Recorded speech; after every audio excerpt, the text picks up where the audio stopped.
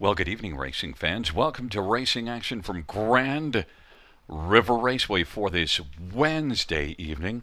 Just a grand evening in Elora. Blue skies, a little white fluffies just here and there. But track is listed as fast as always, or I should say most of the time, even after it rains. And the announcer listed as slow. Let's get a look at the changes on this evening's card of racing. No changes, race number one. No changes, race one. Race number two, scratched, is number one, Star Hairdresser. Race two, scratch one, Star Hairdresser. Star Hairdresser is being cut from the second race.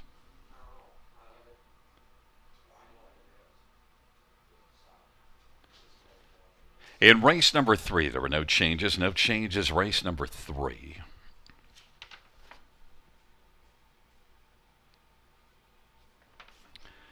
In race number four, one, Leaving with a Smile, is scratch. Race four, scratch one, Leaving with a Smile.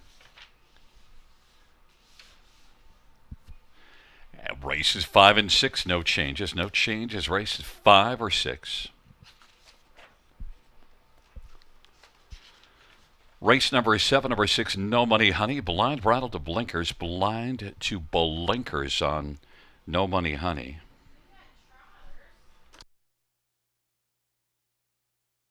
Race number eight has no changes. No changes, race eight. Ninth race, number six, Ancient Wall. Flip-flops to steal up front. And adding a screen. Flip-flops to steal up front and adding a screen.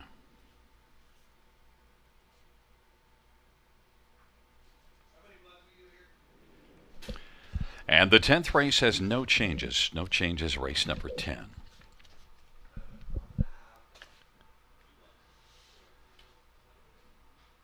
Once again, reviewing races one and two. Race one will go as programmed. And in race number two, note there's, number one, Star Hairdresser is being cut from the second race, scratched. It is currently 16 minutes to post time, and time to welcome in our handicapping expert and co-host on the evening, live from Margaritaville in Newmarket, Ontario, from the Palace. How are you doing, Robert? We got upgraded to a palace now. I love it, Gary. I'm doing fantastic here in Margaritaville, aka Newmarkets. And it's a wonderful Wednesday. The weather looks just absolutely beautiful there. I know Gary says there's some little fluffies in the air, some clouds in the air, but other than that, looks absolutely splendid in Elora at Grand River. And I like tonight's card. I think it was a little bit of a tricky one, to be perfectly honest, and maybe that's because the trots outnumber the pace at pacing events 6-4, and it looks pretty competitive throughout the evening. I looked through my selections. I don't have any horses from the pole position on top. That's been the winningest post here over the new surface, so we'll see if that comes back to haunt me tonight. But in any event, I do think those multi-leg wagers have the potential to pay throughout the evening, and one of those is my absolute favorite on the card. It's the early pick five in race number one with that guarantee of $5,000, that low take at a 15%. Gary and I will come back about 8 minutes to post and give you our suggested wagers for that sequence.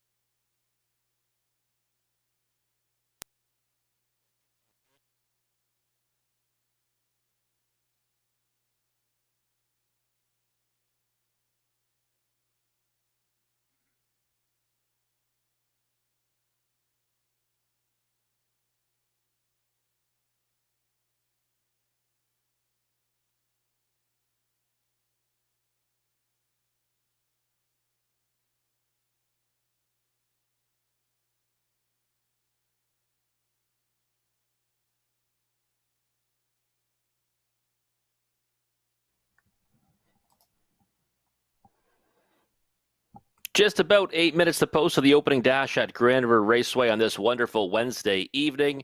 There are 10 races on the card, but as always, at this time, we take a look at the early pick five starting right away in the opening dash of the evening. Guaranteed pool $5,000, low takeout 15%.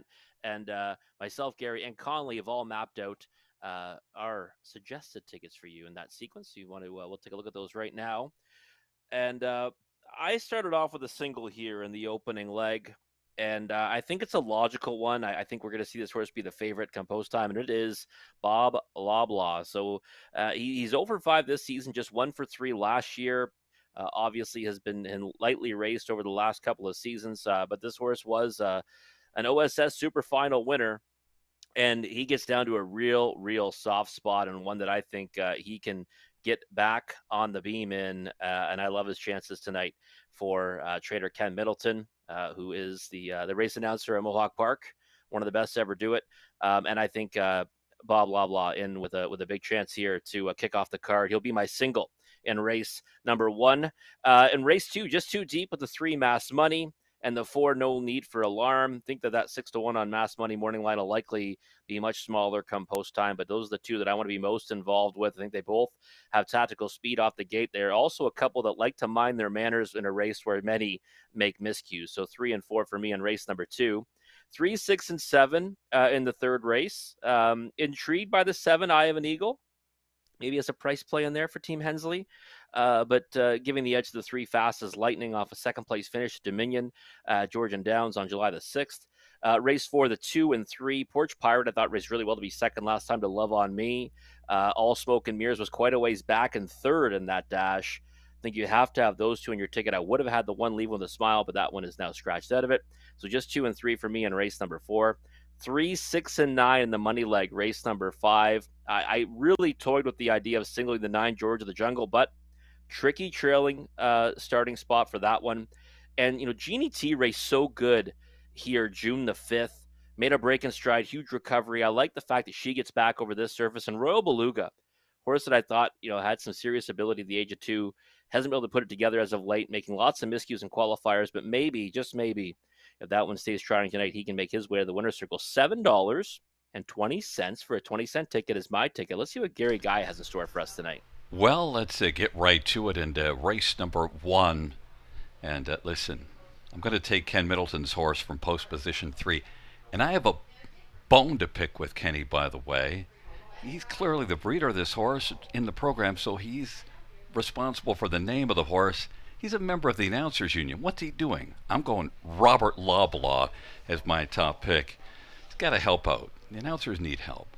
Race number 2. I got 3 Mass Money and 4 No Need for Alarm. I have those 2. And in race number 3, by the way, there's a problem with the math, but we'll get to it in a second. I have, pardon me, we got to go back to the second race. That was where the problem is. I also added in the 5 Donna Hanover, so I have the 3, 4, and 5 in that one, and so that's where the problem is. I went 3 horses deep, so that's why it would add up to 960. In race number 3, I do have the 6 and 3. The 3 and 6, but I love saying them in the order that I'm taking them, because I think the 6 is Tamil Contessa Marquette, so I think it's going to be big and fast as lightning. But I don't have your 7 Eye of an Eagle. In race number 4, I have the inside. Actually the 1 is out, so I have the inside 2 there, the 2 and the 3. And then in race number 5, I do have the 2 and the 9. That's the only 2 I have in there. Flex on them and George of the Jungle. And you have a Jeannie T and Royal Beluga. I took 2 flex on them on top, and you didn't use that one, so it'll be interesting to see how that unfolds. But nonetheless, that's my ticket, and add the 5 in the second race, so that adds up to $9.60. Well, there you have it. So yeah, addition of the 5 in race 2 gets you to that 960 on that ticket there that you see on the screen. And we've got 8 combinations to get us both to the winner's circle this evening. And Bob Loblaw is one of the best names in harness racing. Robert Loblaw. Robert Loblaw. Robert Loblaw. Okay. All right. Let's take a look at Conley's ticket. We're bringing it up Conley's mapped out a at ticket the for us as next well. union meeting. We're bringing this up. You, I think from Okay. now on, the announcers have to be able to clear all names, and we're not clearing. Well, we're going Robert Loblaw. Take that, Kenny. Okay. Sounds good, Gary. All right, 1, 1, 3, and 7 for Conley here. So he's not going it alone with Bob Loblaw or Robert Loblaw, as Gary calls him. 3 deep here, 4 and 5 in race number 2. No need for alarm and dot at Hanover. So we're kind of similar there. 3, 4, 6, and 7 in race 3. So we've got 3 similar selections in that dash. Just the 2 and 3 in race 4. So we're all in agreement. Those are the 2 to beat in race number 4, and likely got a little bit easier with the one leaving with a smile being scratched out of that one. And then 2 and 9 in race number 5. So again, I kind of left that one off the ticket because he's got tactical speed, but he just hasn't really got the wire first. So I think he's got a big chance to win similar to the ticket, but I left that one off mine. Gary and Conley both used the 2 flex on them, and we all have, of course, the 9 George of the Jungle, who I thought about singling, but that trailing post, I just couldn't do it. He does look like the most probable winner of that race, though. $19.20 for Conley. He broke the bank tonight. Conley's been, a little economical since he got back from Vegas, but now he's going right back to spending the big bucks, looking to take a big one down here on a wonderful Wednesday here at the River. You got a couple of minutes to map out your winning wagers for this early pick 5 sequence. Again, the takeout is always a low 15%. The pool's guaranteed at $5,000. And Gary and I will come back in just a few moments to take a closer look at the opening race of the evening.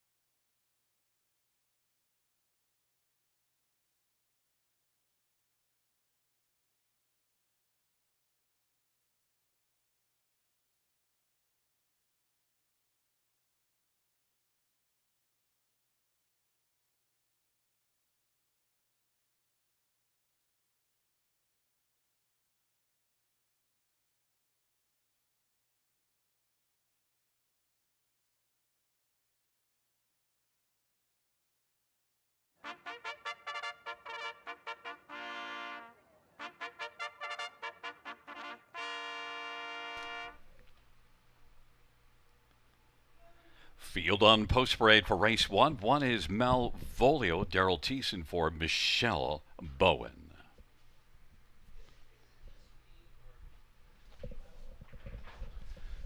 Number 2 is I'm Spongeworthy, Anthony Hahn for Nathan Harding, and the owner is Jamie Pardon. Number 3 is Robert Loblaw, Scott Calder, Ken Middleton Jr., and Dave Walls, and James Grant, and 4 is Galterio Hanover. Jay Harris for Justin Whaling. The owner is Leslie Crow. Number 5 is Smart Thinking. Ryan DeRoche for Chem BX. Number 6, New Shooter, Prima Donna for Richard Barreau. The owners are Brady Doyle and Dan Beliveau. And number 7 is I'll Get My Own Thanks, Travis Henry for Dale Fritz, Michael Sawyer, and Edward Aitchison and BWP Stable. Field of 7, race number 1. Well, 3 to 5 on the board on number 3, Bob Lob Law. There, I got that name out smoothly. Go ahead, Robert. Oh man, listen, Bob Loblaw is one that I've always been a big fan of, especially because of his name. I mean, that's what one of the reasons why this horse was loved so much, and also because he's trained and owned partly by Ken Middleton. And one of the most memorable calls, Gary, that I've ever heard was in the OSS Super Final for 2-year-olds back in 2021 when he said, "It's about time, Bob," when this horse got up by a neck at the wire at 37-1. So love his chances tonight. I mean, this is the softest spot he's seen in a very long time, maybe ever. And he's one that you kind of look at and say, well, tonight's got to be the night for him, right? To kind of get his confidence back. This is the group to do it against. He's 3 to 5, no surprise in that area. I thought he'd be odds on. That's why he's a single for me in the pick 5, and I wouldn't be able to bet him to win, but happy to have him single to the multi-leg wagers. And we'll look at his win last year, 50-3. So he certainly stacks up very strongly in here. Number 7, I'll Get My Own Thanks. Travis Henry for Dale Fritz, and 10-1 on the board. One that you used for second, and I almost had for second. I went a different way, but I'll Get My Own Thanks is better than 10-1. I think he is. Yeah, to me, he's another horse that you look at his overall body of work and think this has got to be the spot where he's going to kind of maybe wake up to a better effort. Now, he did get down to a soft spot a couple starts ago, a similar spot to this at Hanover. Made a break in stride, though, in the early stages, recovered to finish second at 10 cents to the dollar.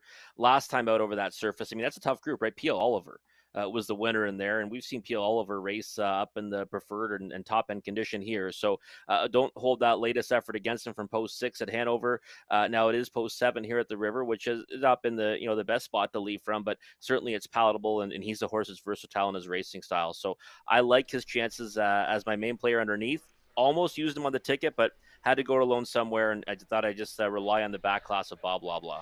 And then number 5, Smart Thinking. 0 for 18 in the win column on the year, but I think based on the recent form, it is smart thinking to use this one somewhere in the top 3. He's been knocking at the door, right? I mean, that's the thing about him, is that I always remember him as kind of like a deep closing type. Now, he has had a race or two recently where he's gotten forwardly placed and done, reasonably well. But you look at his recent efforts, he's hit the board in 5 of his last 6, and been doing so against some pretty good horses. And he gets, even down to probably a softer group pound for pound than he faced last time when he was second or he was third to Fox Hunt. So, I think he's probably going to do the same that he's been doing lately. Just get away off the gate, probably somewhere in around his post position, 5th or 6th, and come at them in the late stages to pick up a pretty good chunk of it. And then number 2, I'm Sponge Worthy, 9-1 on the board. Form's not good, but is one that could be better in here because last time out on that sloppy track, maybe things just didn't work out. You do see speed way down the page. Yeah, you do, and the thing is too, he had that distance line obviously June 10th, then came back to qualify. 2 starts more removed from that now, and I just think that he's not out of his element against this group. Good post to work from. Took a lot of early money.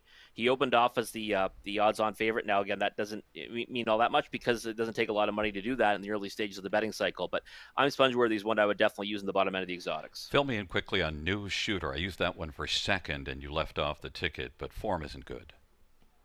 No, it isn't. Third start back in the barn of Richard Moreau.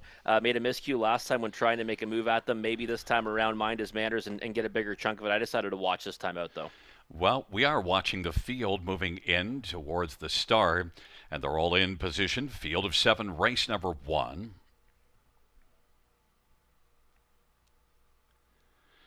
And the field for race number 1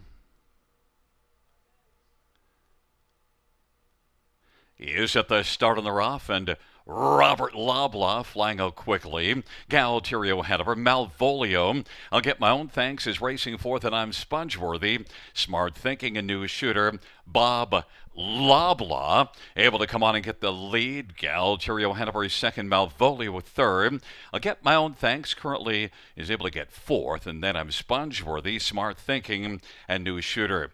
And it is Bob Loblaw 1-5 on the board who's got the lead as they race their way off the turn, heading up towards us. 27-2 opening quarter. Galterio Hanover is racing second. Malvolio is third, and racing fourth. I'll get my own thanks. And then fifth is I'm Spongeworthy. Smart thinking moves to the outside, and new shooter follows Smart thinking. They race their way on up towards the half of that 27-2 opening quarter. Bob Lob Law has the lead as they race on down the backstretch. Galterio Hanover is racing second. I'll get my own thanks on the outside. About 2.5 from the lead. Malvolio, smart thinking, I'm Spongeworthy. And new shooter, it's Robert Loblaw with the lead as they race their way towards 3/4 of a half of 57. I'll get my own thanks as second. Galterio Hanover third. Malvolio is trying to hold on to fourth over smart thinking, but it is Robert Loblaw who leads as they race their way up to the 3/4. And I'll get my own thanks as second. Galterio Hanover third. Then smart thinking and Malvolio. And back to I'm Spongeworthy, and new shooter has yet to shoot. 1:24 and 2 of the 3/4 time. And Bob Loblaw is cruising as they turn for home. On down the stretch drive they come. Bob Loblaw is cruising. I'll get my own thanks as second. Smart thinking will finish third. And then Malvolio fourth. 1:52 and 3. Bob Loblaw was able to grab the groceries early in this one and then just keep on munching on them. Much the best winner, right? We kind of expected that. I mean, this is really a monumental class drop for Bob Loblaw, and one of those situations where it was, if not now, then when. Well, guess what? He not only blew them away, but he really uh, tripped the timer in a nice time of 1:52 and 3. Did it with ease. The nice to see this horse get back in the win column, and that might be just what he needs, right? That boost of confidence to kind of step back up the class ladder. You can see Scott Coulter.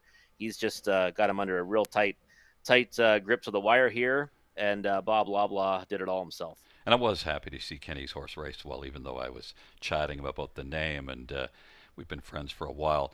And Robert Loblaw, I was shocked at 52 and 3, though. I mean, I could see that. Obviously, had been going those kind of mile times following at Mohawk Park, so you would think maybe, I thought maybe we were in store for a 53 and change mile tonight. Yeah, I was a little bit, I guess we'll say, pleasantly surprised with that 52 and 3 mile. Yeah, absolutely. But you know what? I'll get my own thanks second, Gary, at 20 to 1. And off a 1-5 shot, the exact is paying like $15, which I'm pleasantly surprised with as well, because I thought they were the two main players in the race, and obviously a real strong lean in the direction of Bob Loblaw as my single in the pick 5. Well, and also, if you get a really chalky race, then you know what you need to do. You need to get the trifecta. 3-7-5 was your top three.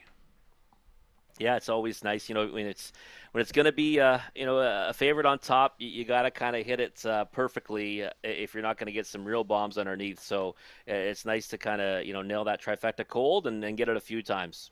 And I like to give you props when you get it because I love to yank your chain when you miss. Oh, I know. That's okay. Yeah, I love it when you tell me that I didn't get the order correctly when I have the top two in order, but third and fourth mixed up. It's a 3-7-5-1 back in front of us. The winner of race number 1, it's number 3, Bob Lob Law. 5-year-old Sunshine Beach Bay gelding owned by Ken Middleton Jr. and David Walls and James Grant. Ken Middleton Jr., the trainer, Scotty Coulter, the Tan Tornado, the winning driver. Robert Loblaw, victorious in race number 1 in 1:52 and 3. And there is a Kenny out trackside as well.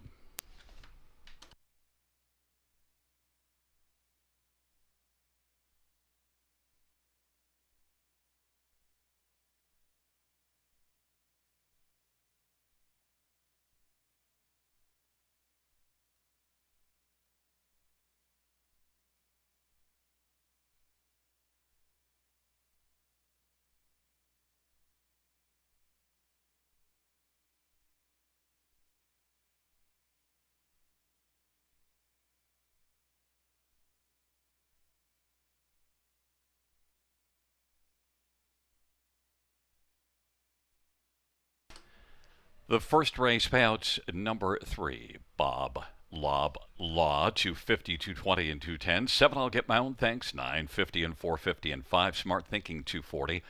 $2 exactor, 15, $30 try, 21.35. Dollar super, 69.80.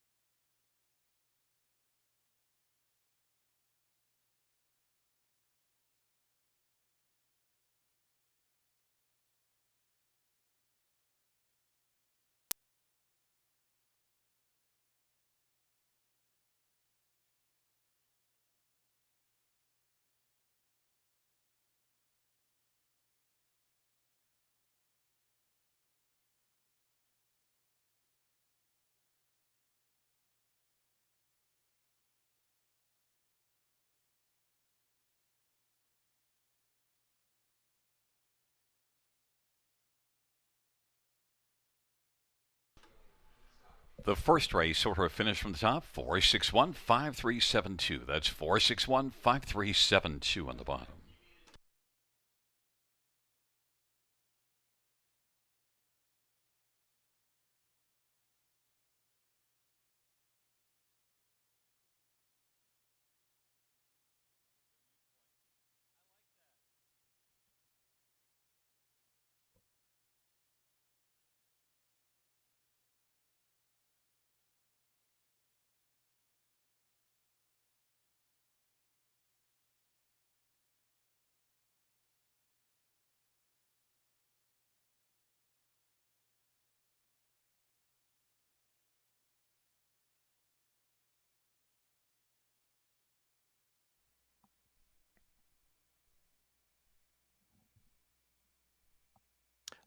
Bob Loblaw, absolutely dominant in the opening dash, much the best winner.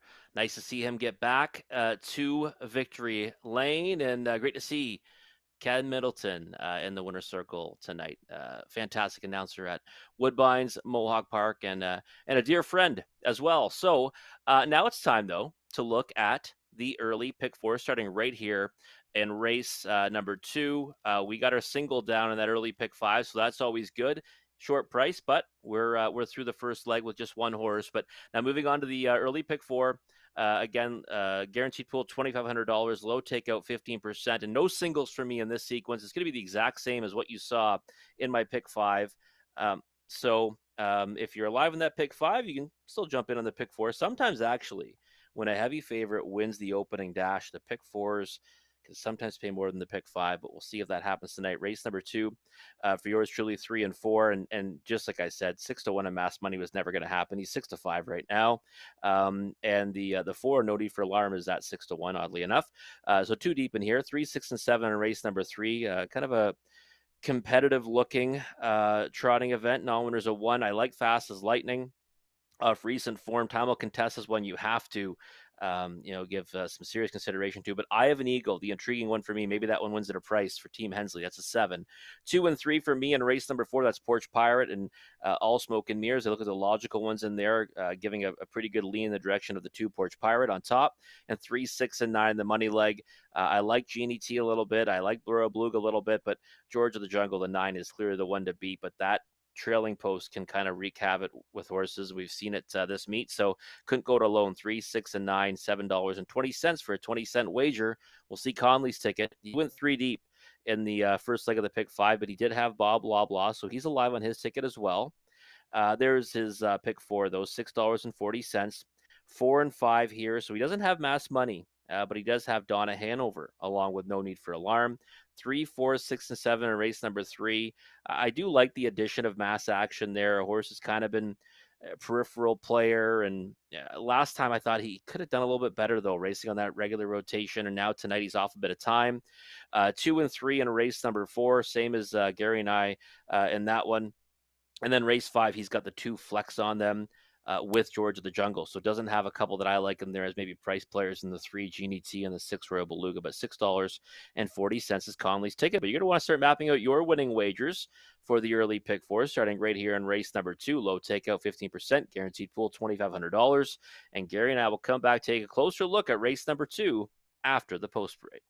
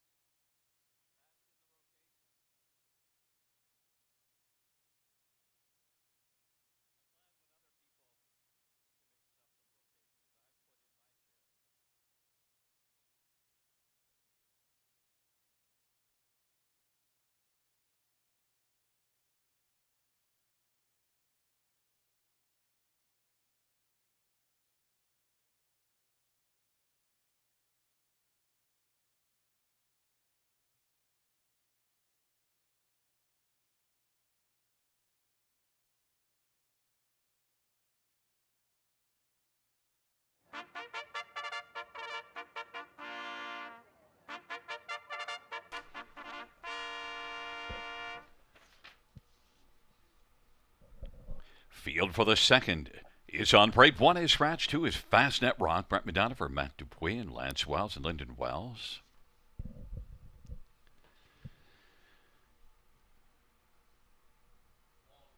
Number 4 is No Need for Alarm. Scotty Calder for Greg McNair.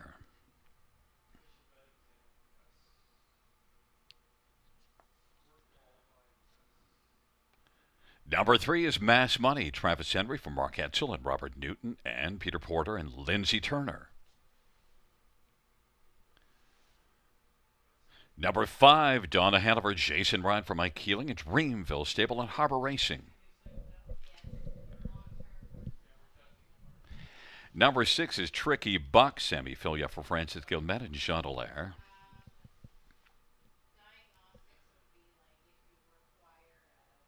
And number 7, Ultra Lady Esteg. Henriksen drives and trains and owns. Field of 6, race number 2. Let's get a look at this field for the second race. And, well, we're going to start off with Mass Money. We both have this one on top. And I have in the past loved Mark Etzel's trotters because he just manages to get the job done often. Yeah, they certainly do. And I know you don't look at the morning line, Gary, but the 6-1 morning line was one that was kind of dreaming in this one, right? Because Mass Money's been racing fantastic, and he's only 3 starts removed from a 4-race win streak, including a victory in the final of the City of London. I actually had a good friend of the program. He goes by Packers for Life on X. I know you want to call it X and not Twitter. Omer, he actually also celebrated a birthday yesterday, 60th birthday. So happy birthday to him. Hope you had a fantastic one. I know he's a big fan of the 3 Mass Money here, and I am as well. His last 3 second place finishes, I think all of those might put him in the winner's circle here tonight because each of those rivals that got the better of him in those dashes, I'd be happy to back against this group. So, I mean, I think he floats up from 7 to 5, but I thought he'd likely be right near favoritism. Well, a 6-1 morning line, that's a perfect reason why I don't look at the morning line because I just don't think they're very accurate. Enough said on that subject. Number 4, No Need for Alarm. Scotty Colder, Greg McNair, 2 wins on the year. No Need for Alarm, a winner just only 2 races ago. Yeah, No Need for Alarm is a horse that, to me, I looked at this race and said the lineup, again, as long as they both mind their manners and they're 2 horses that stay on the trot and pretty much all of their efforts, I think it lines up 3-4-4-3. He's a horse that has she's a horse that has tactical speed, and I think that she will be going forward off the switch. Last time out, I mean, she's 4th to Mascara and West River Ivory, 2 horses that I mean, I've got pretty hype on my selections at Mohawk Park on Friday night. So I think that No Need for Alarm is going to be in the mix throughout in here. I went too deep with both of them because I think they line up in that order. I see you can say Bob Loblaw, but you can't say West River Irene. Let's get a look at number 5, Donna Hanover. I included this one in my pick 5 just because, well, it was a bit of a time between starts that last race. Second start for Michael Keeling. Good back half last time out. Yeah, Donna Hanover was the one I toyed with using here because you look at that last line and you say, okay, especially when you kind of look at it in terms of these horses are all kind of racing at around the same levels, but you've got No Need for Alarm and Mass Money both racing in the B tracks in their most recent efforts. Donna Hanover, though, at Mohawk Park, Valentine Blue Chip, heavy favorite in that last race. This horse was 6th, beaten 8th. But before that was off significant time. So still missed a week between starts coming into this, but now you get that transition to Grand River from Mohawk Park, and we've seen horses do well with that, and we've actually seen horses from the barn of Mike Keeling do well with that. So I like this horse. I like her in the exotics. I just couldn't get there in the multi-leg wagers. I put her in the 3rd spot, but she's in with a big chance. Yeah, and Ashley is being bet down to 3-1. Number 2, Fastnet Rock. That last race is the reason why I think you have to at least think this one has a possibility here.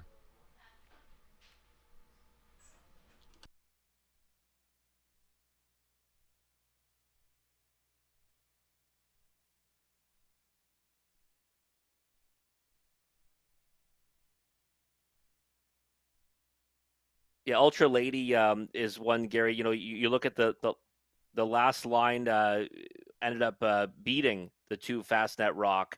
The thing is that Fastnet Rock this time obviously gets the post edge, moves into the pole position, and I think will likely have a much better trip scenario than Ultra Lady this time out. Maybe the 7 Ultra Lady from post 6 tries to blast off the wings of the gate. I just don't know if that's going to work out against this group. So I did go with Fastnet Rock over Ultra Lady on the bottom end of the superfecta, and I think that right now he's providing better value at 6-1. And the only knock, well, one of the knocks with Fastnet Rock is the overall record. Just 2 top 3 finishes and 22 starts this year, but I think you got to go with the recent form. Yeah, I agree with that. And I think the most recent one was a good one, Overland for a long way. I think tonight the trip scenario might be better, but is a horse that does have a tendency to make breaks, and moving into that pole position isn't always the best thing for a trotter that does that. It's a field of 6 for race number 2. The star hairdresser got cut out of the second race. Field of 6 trotters into the backstretch, nearing the start.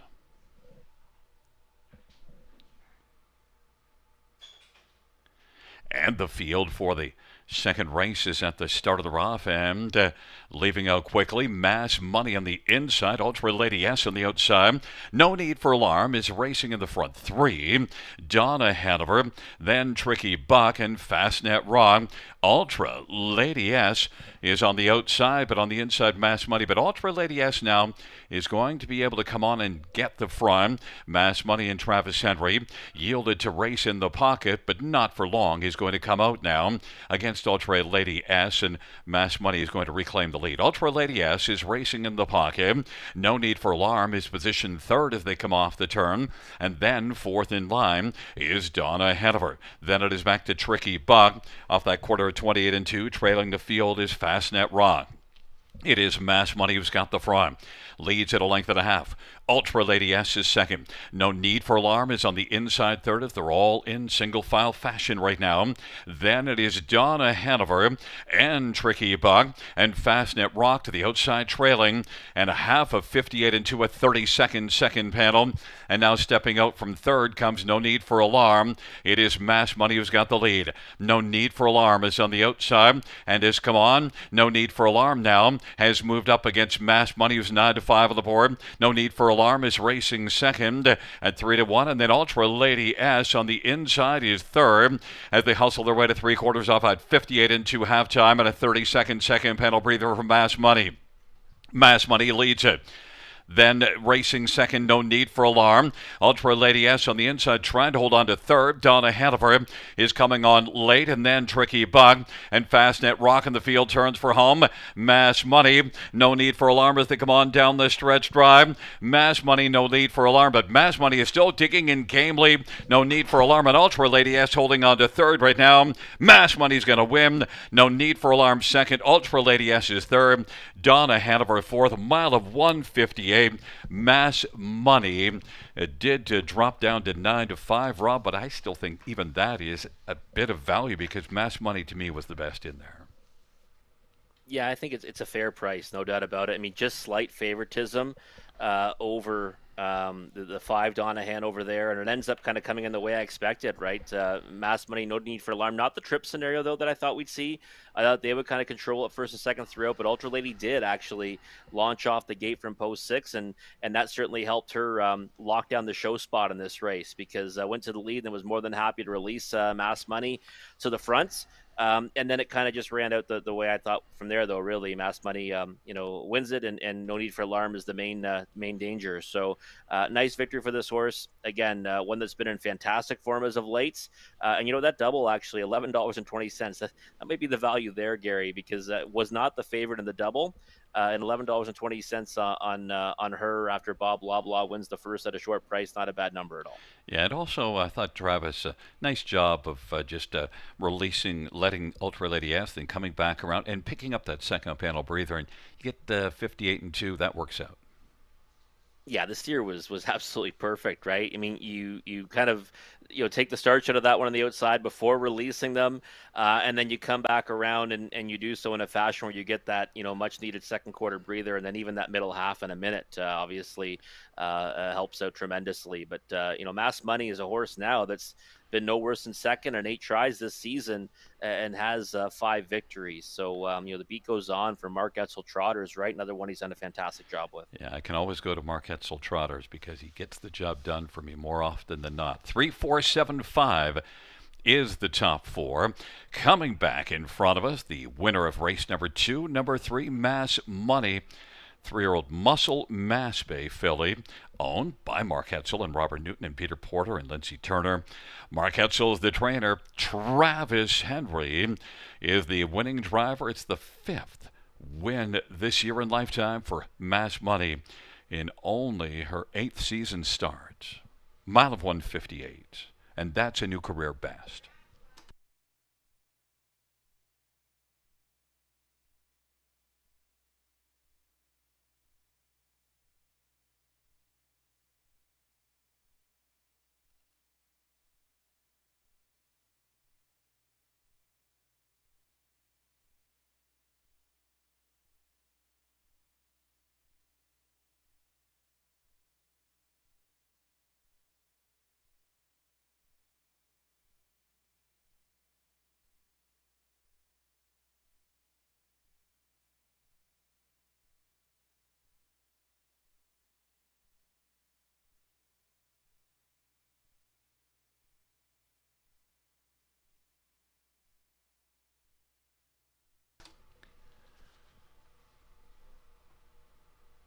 Second race payout, 3 match money, 590, 330, and 274. No need for alarm, 390, 280. 7 Ultra Lady S, 450. Double, well, the $2 exactor, $26. Dollar Try, 56.30. Dollar Super, 83.40.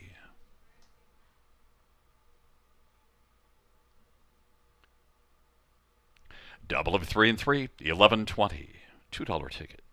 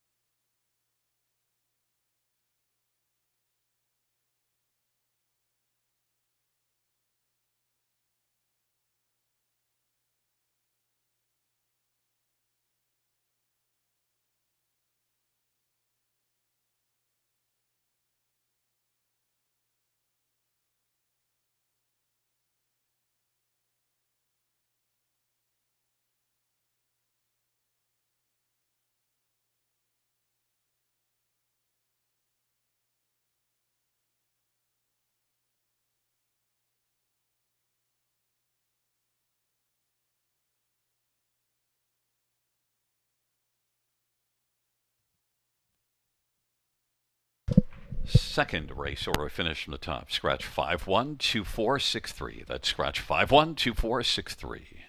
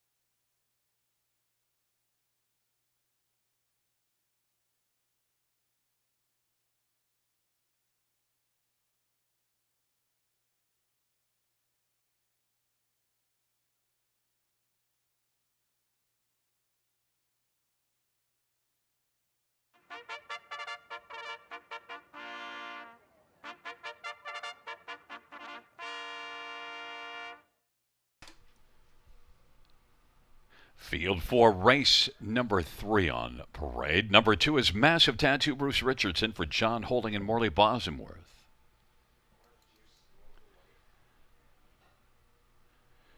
Number 3, Fast as Lightning, Cullen Kelly for Jim Ellis.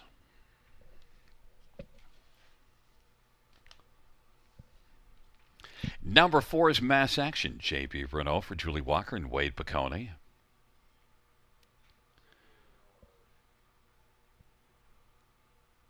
Number 5 is Fly Higher, Dag Henriksen for Mike Riva and Gary Silifant. And number 6 is Timel Contessa, Travis Henry from Mark Etzel and Timel Farms. And number 7 is Eye of an Eagle, Eddie Hensley for Ashley Hensley.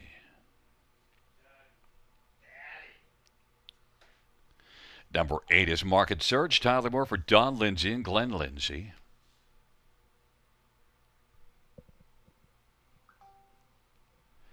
And 9 is Belvedere Jessica, Shane Weber drives and trains for Dr. Mike Veneri. It's a field of 9 for race number 3. Let's get a look. Well, there he is, one wishing spell late from the parade. Andre Goy driving and training for Gino Toscani.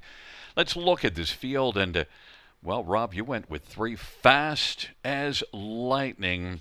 And look, the last couple races, of course, I saw that up at Georgian Downs and certainly was Fast as Lightning early. Yeah, a horse that I thought's been racing pretty well at Georgian.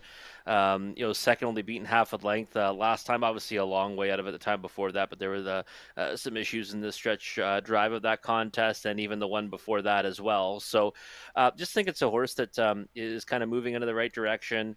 Also like the fact, and we've kind of, used this as an angle recently, Gary, 4-year-old and against younger horses, right? 4-year-old against 3-year-old. So even though he's relatively inexperienced himself, he does have that maturity edge. So I thought he'd be a bigger price than the 6 Timel Contessa. I wasn't sure how the 7 Eye of an Eagle would be treated on the odds board.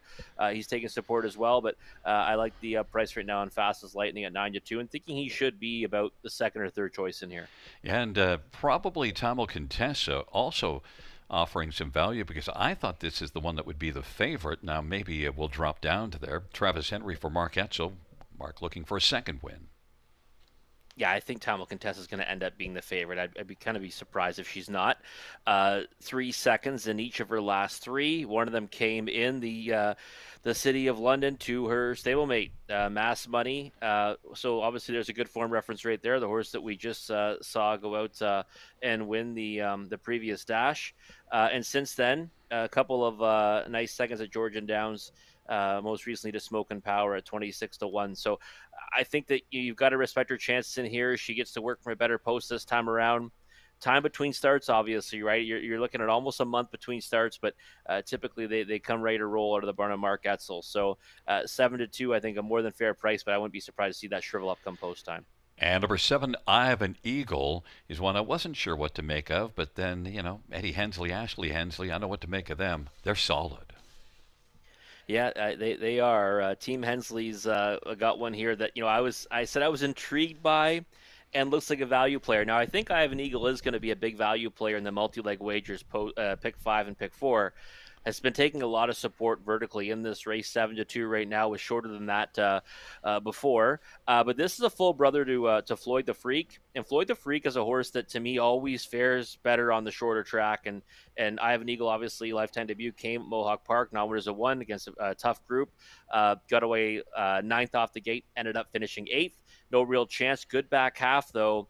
I think we might see this one maybe get put into play this time around. And again, if he's anything like his brother, he's going to like the shorter surface, the 5/8 mile surface here at Grand River. So he's the one that intrigues me. And I think, 4-1 or so would be the threshold for me.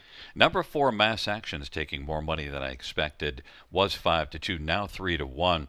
Could bounce back with second Veracruz, June the 19th. Yeah, and you can look at the time between starts for this one as a positive or a negative either way, because I thought the last effort, could have been a lot better. I thought it was kind of posted up for a decent trip. Yeah, he was at a pace disadvantage, but he kind of backed away when others came forward in that one. So I think he's got to be better tonight. Now he can bounce back with a better effort. He was second to Veracruz and second to Forbidden Treasure before that, and he was a horse that I was kind of willing to get behind in some of those dashes. But tonight, just the bottom end of the Trier Super for me, and not on my multi-leg tickets. But you're right, he's taken tremendous support right now, still holding a 3-1.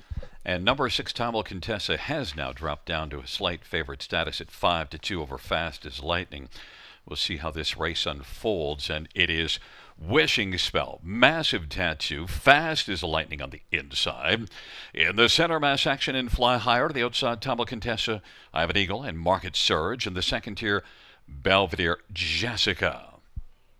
It's a field of 9. Third dash on a wonderful Wednesday as the horses are gathered in behind the gates.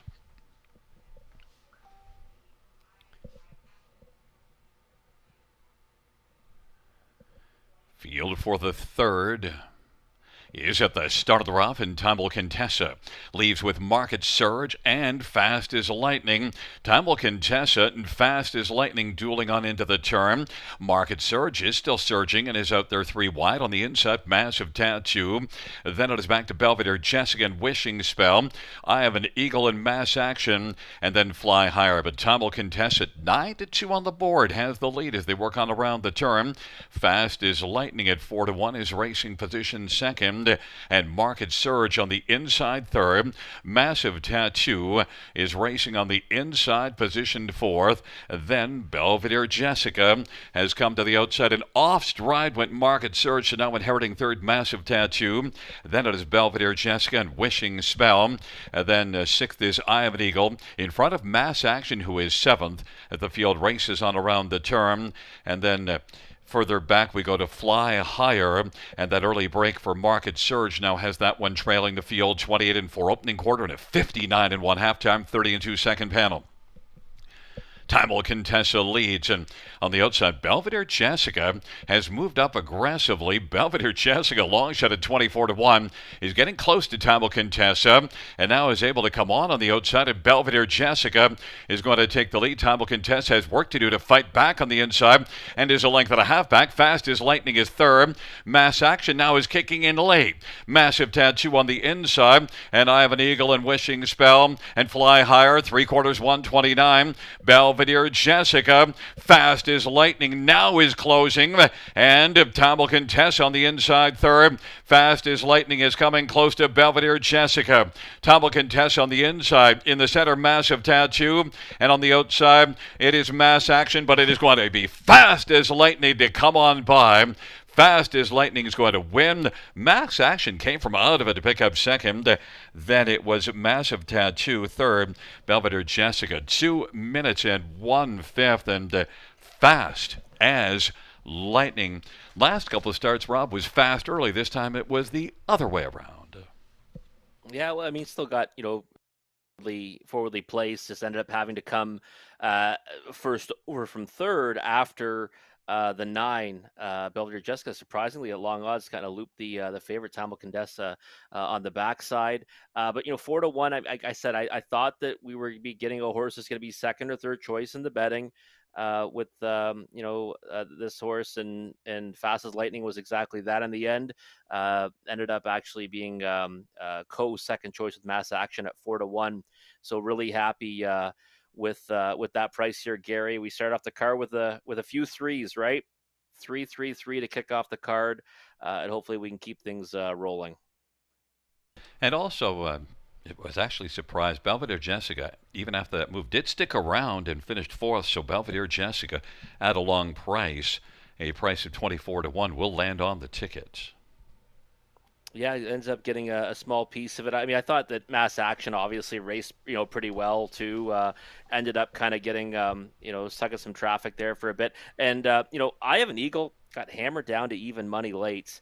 This is a horse that, I thought we'd see more from tonight. Kind of got taken back off the gate, came forward again. Just really kind of had a tough time settling in. I mean, they went 28-4 the opening quarter, and there was overland for a long way in that mile. So I'll track that one next time out. It just wasn't going to work out the way that trip went, and if you back that one tonight, you might want to keep an eye on for next time, where he'll probably be a bigger price. And talking about horses you couldn't find on the program, how about Two Massive Tattoo? Yeah, massive tattoos coming in off a couple of efforts, getting beat by wide margins to Enchanted Angel and Fast Approach. A couple of horses out of the Mark Etzel barn. And this time around, I mean, got to set a nice trip and had some shot on the end of it at 45-1. This should really be a nice trifecta and superfecta. It's a 3-4-2-9. Back in front of us is the winner of the third, number 3, Fast as Lightning. 4-year-old looks like a Chippendale Bay horse, owned and trained by Jim Ellis. Colin Kelly is called the winning driver. First win for Fast as Lightning, 2 minutes, 1/5.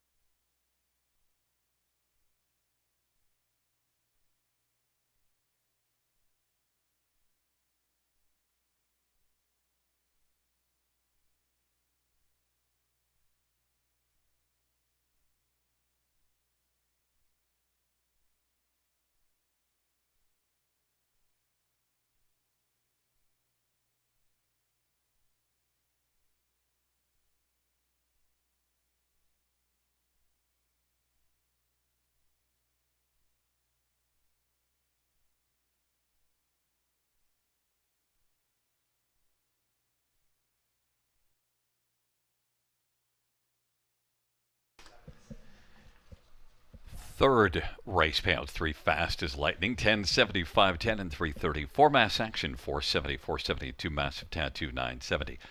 $2 exactor, 54.90. Dollar try, 295.45. 20-cent super, 947.24.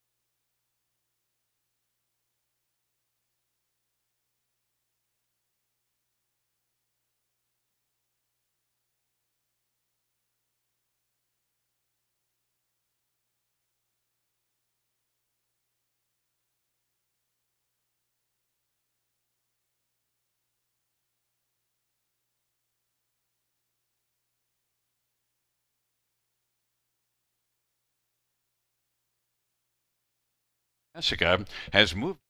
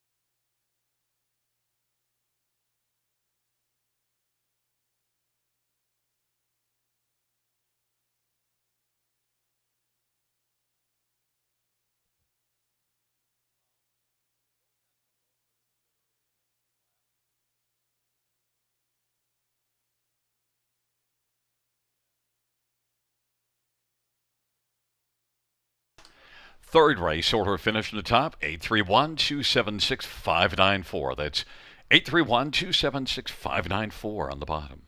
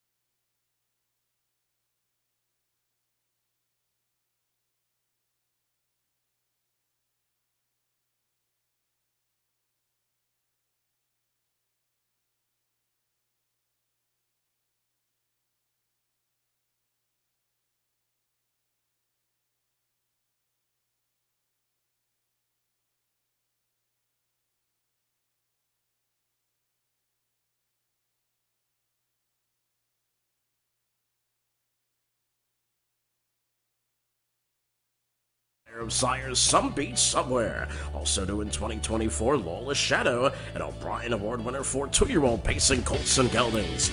Double millionaire betting line. Sire of 5 winners of over $400,000. Mick Wicked, the richest pacing stallion in harness racing history and Hall of Fame inductee.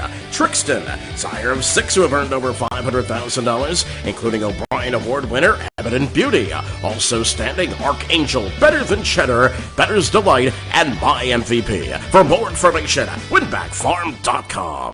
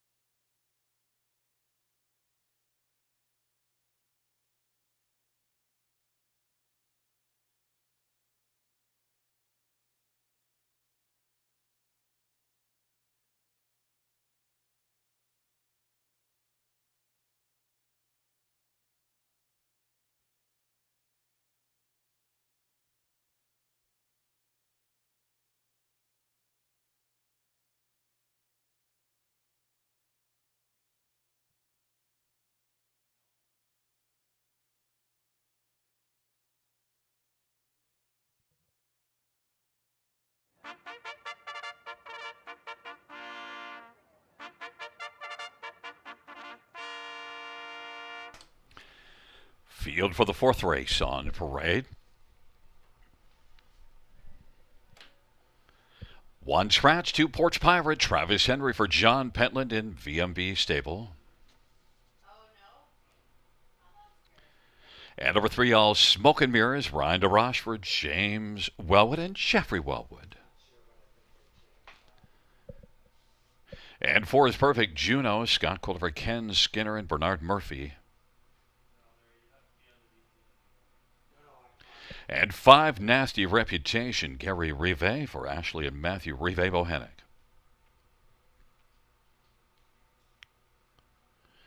And number 6, Can't Catch Kenzie, Jay Harris for Mike White-Nioski and Tara Isman and Garrett Isman.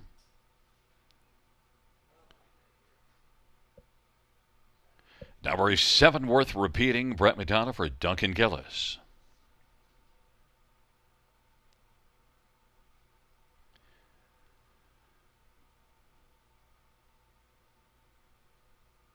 It is Full of Personality, Sammy Filya for Ashley Lenvoy and Gino Toscani. Let's get a look at this field. And, well, we'll start with number 2, Porch Pirate. And I think the one that you have to go with, we both went with this one on top.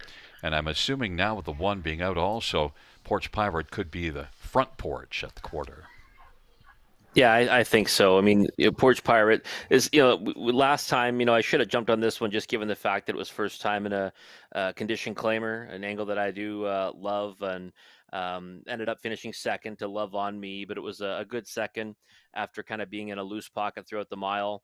It was a sloppy going on that occasion, Gary. Now you move right back to the pole position with the scratch of the 1, leave with a smile. I think we're going to see this one go forward off the gate, and likely is going to be the pace setter like you mentioned. So 8 to 5, I think we'll see a shorter price than that come post time.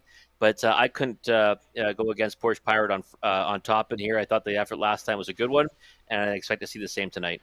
Well, 7 to 2 last time out, and that was off of form that wasn't quite as good. In fact, well, 5th beaten 21 and a quarter the start before it. So Porch Pirate's got to come down and is the one to beat, 8 to 5. But how about number 3, All Smoke and Mirrors? There's enough form there to at least think that All Smoke and Mirrors can give Porch Pirate a go. Yeah, and consistent performer, right? All Smoke and Mirrors. You see this one, obviously hitting the board with a frequency. Had a couple of off-the-board finishes in late June, but then, kind of bounced back with that second to Salzburg Andy than last time.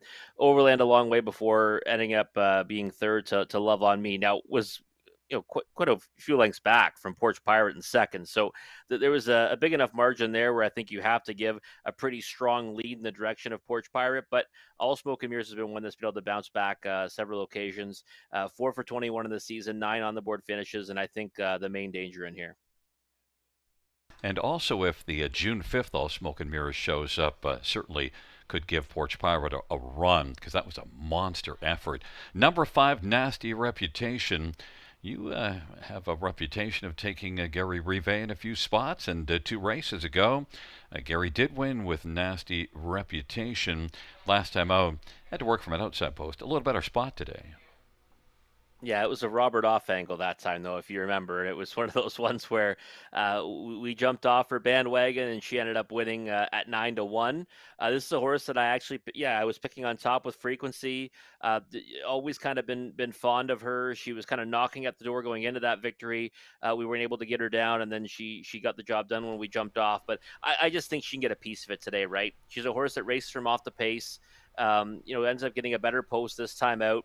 And I think she'll likely be making noise when it matters most, and we'll probably see her land somewhere in the trifecta or the super. She's an underlay, in my opinion, right now at 7 to 2, Gary. I couldn't back her at that win price. I'd need at least 7 or 8 to 1. Can't Catch Kenzie, the last race not great, but 3 wins in 10 starts in the year, and you see some nice form here back early in June.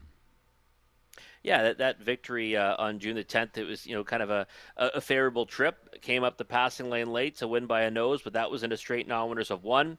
And then has been picking up prizes, right, since then in tougher spots, and then obviously in this class as well. So I think she's a logical choice to go to in the exotics, and maybe she's one that could spark an upset with the right kind of a trip. But I think she would need a perfect journey in order to get her nose to the wire first. I don't know what to do with Full of Personality. I threw her in on the bottom of the ticket, but she's been a little in and out, and the last couple races not as good as some ones earlier.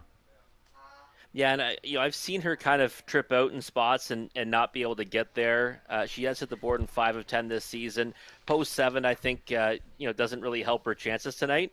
But again, one you can certainly use somewhere underneath. Number 8, Full of Personality, right now at 11-1. Well, number 2, Porch Pirate, we both have on top, and is 4-5 on top of the tote board. Now 3-5. It's a field of 7 for the fourth race as they are wheeling their way into the backstretch, approaching the start on a Wednesday night at Grand River Raceway.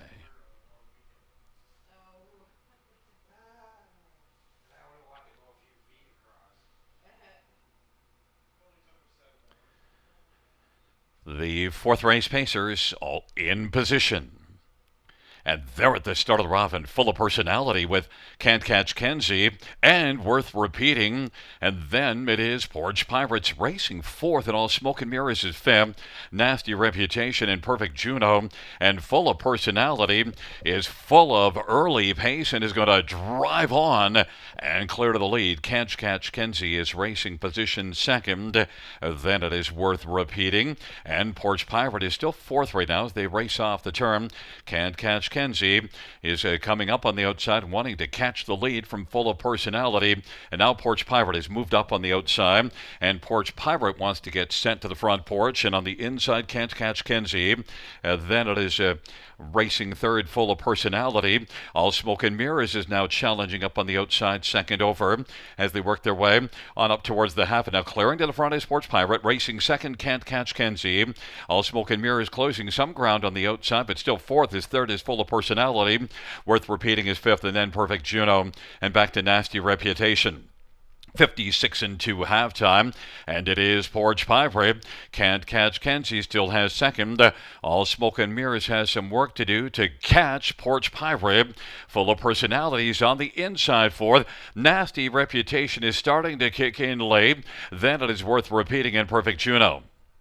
And they race by 3/4, and it is still Porch Pirate. 1-5 favorite. Leads by about 2.5 lengths now. 3/4, 125-2. And Can't Catch Kenzie. And then it is All Smoke and Mirrors and Full of Personality. And the field turns for home. It is Porch Pirate. Can't Catch Kenzie is getting a little closer. Porch Pirate, Can't Catch Kenzie trying to close against Porch Pirate. Can't Catch Kenzie on the outside. Porch Pirate on the inside getting urging.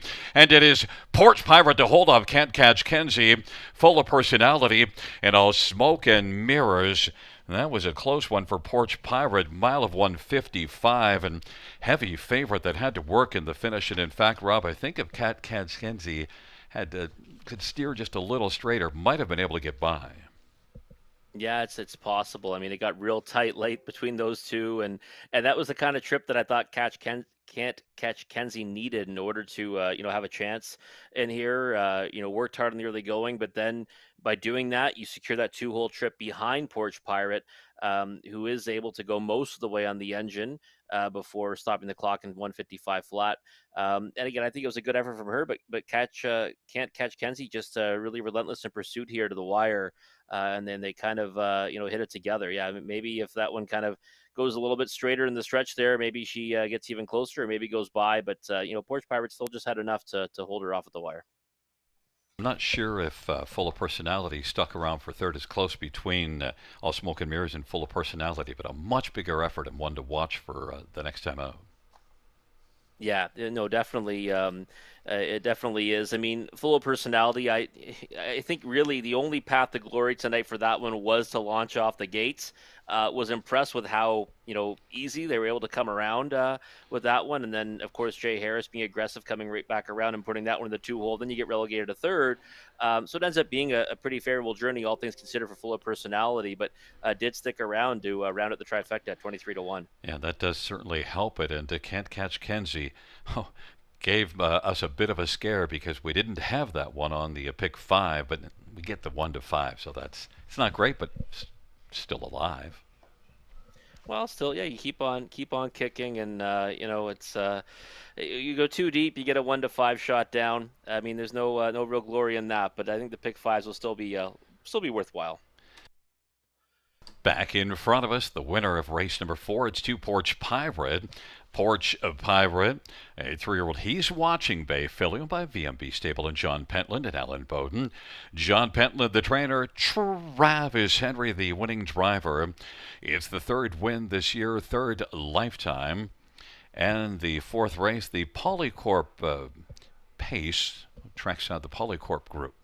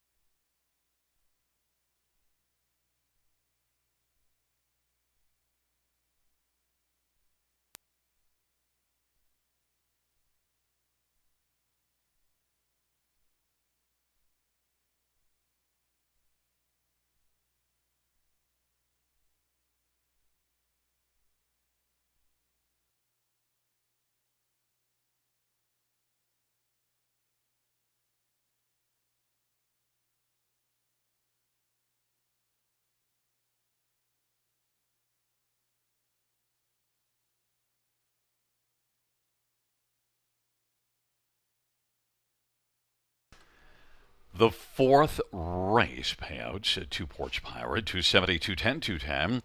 6 Can't Catch Kenzie, 310, 278. Full of Personality, $4.30. $2 Exactor, $6.20. Dollar Tribe, $19.45. Dollar Super, $51.35.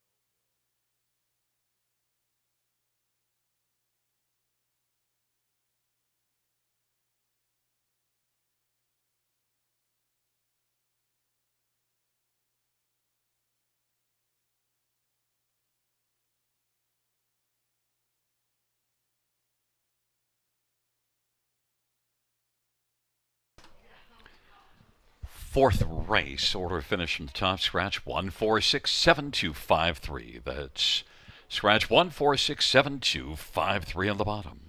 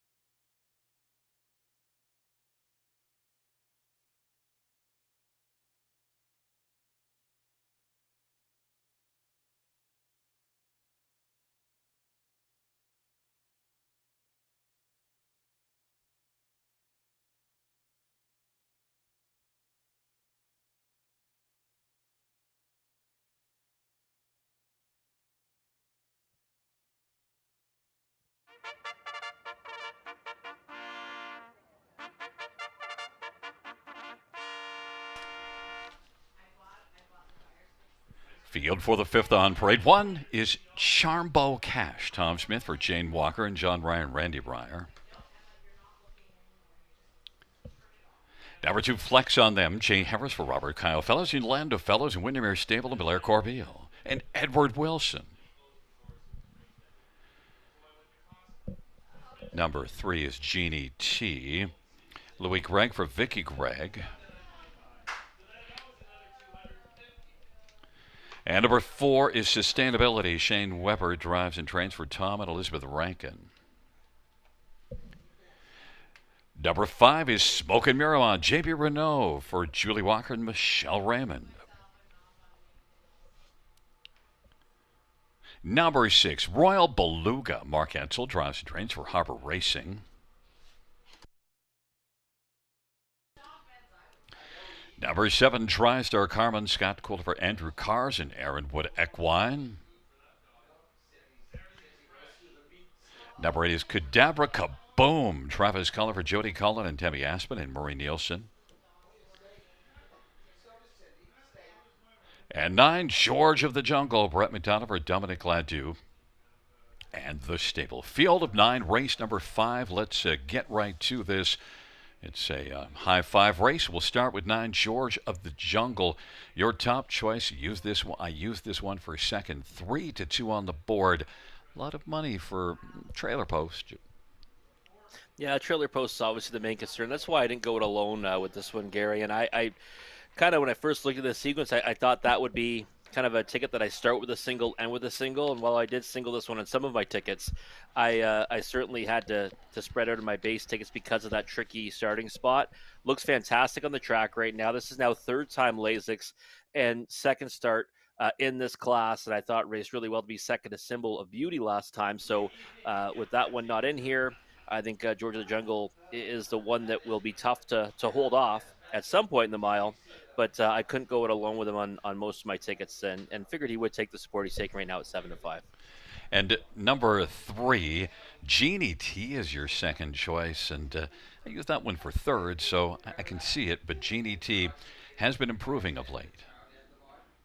Yeah, the thing for me is Jeannie T's last start here at the River was one that made my watch list because, made that early break in stride, was a long way out of it, recovered nicely to be third to Forbidden Treasure. And then since then, has had to take on tougher rivals. Mohawk Park non-winners a 1, Grassroots 2 back, and then Prospect Series last time, but against a pretty strong group for the Prospect Series. I just think she fits in well with this group, and if she can mind her manners in the early stages this time out, she'll be closer throughout, and I think she can get a big piece of this. 10-1's an overlay, in my opinion, on Jeannie T. Well, and I did use Jeannie T for third, so I agree with you, and I, of course, saw that June the 5th recovery. Number six, Royal Beluga. Mark Edsel driving and training, so got to use this one somewhere. Yeah, this is a horse that I actually, liked last season a couple of times. Was third lifetime debut in the Millard Farms Trotting Series, and then took support to 5-1 in the final, made a break in stride, then went off at 8-5. Non-winners of 1, made another break in stride, and you can see the qualifiers, right? All kinds of miscues, but I mean, this is a horse that, by all rights, if he stays flat, kind of like Enchanted Angel last week, if they stay flat, they might be able to run away with this. I mean, there's just such an edge in class for who this horse faced last season that you have to think again. Just minds his manners. He's got a big chance in here. 7-1. He's worth a whirl, but hold your breath because you'll be hoping he kind of stays on the trot throughout. And certainly hasn't been able to on many occasions. I went to Flex on them on top, and look, one thing you can note further down the page, Flex on them. June the 11th at Mohawk did finish in front of George of the Jungle. Yeah, and the thing is that Flex on them's got that big tactile speed advantage, right? Another inside draw. He's likely going to go to the front off the gate. At worst, he sits a 2-hole trip in here. But, I mean, it's the way he kind of finishes his miles. He usually gets a little bit leg weary late. At least he has in his last two here at the River. And I figure the same might happen again tonight, and that's why I didn't use him in the multis, and I put him on the bottom end of the try in the super. He's 0 for 10 this season, 0 for 13 in his career. Does have those 4 on the board finishes. I think he gets a piece of it, but 5-2 is too short, in my opinion. Yeah, and also Charbro Cash on the inside doesn't show gate speed, but flex on them is probably flying out. That's probably the path for George of the Jungle at the start, do you think? I think so, yeah. I think you've got to follow that one out. Yeah, and also we should just take a quick look for a second. Any others? Like I see that for sustainability is one that you do see some speed. Look at that back half at Mohawk in the qualifier, but then made a break last time out.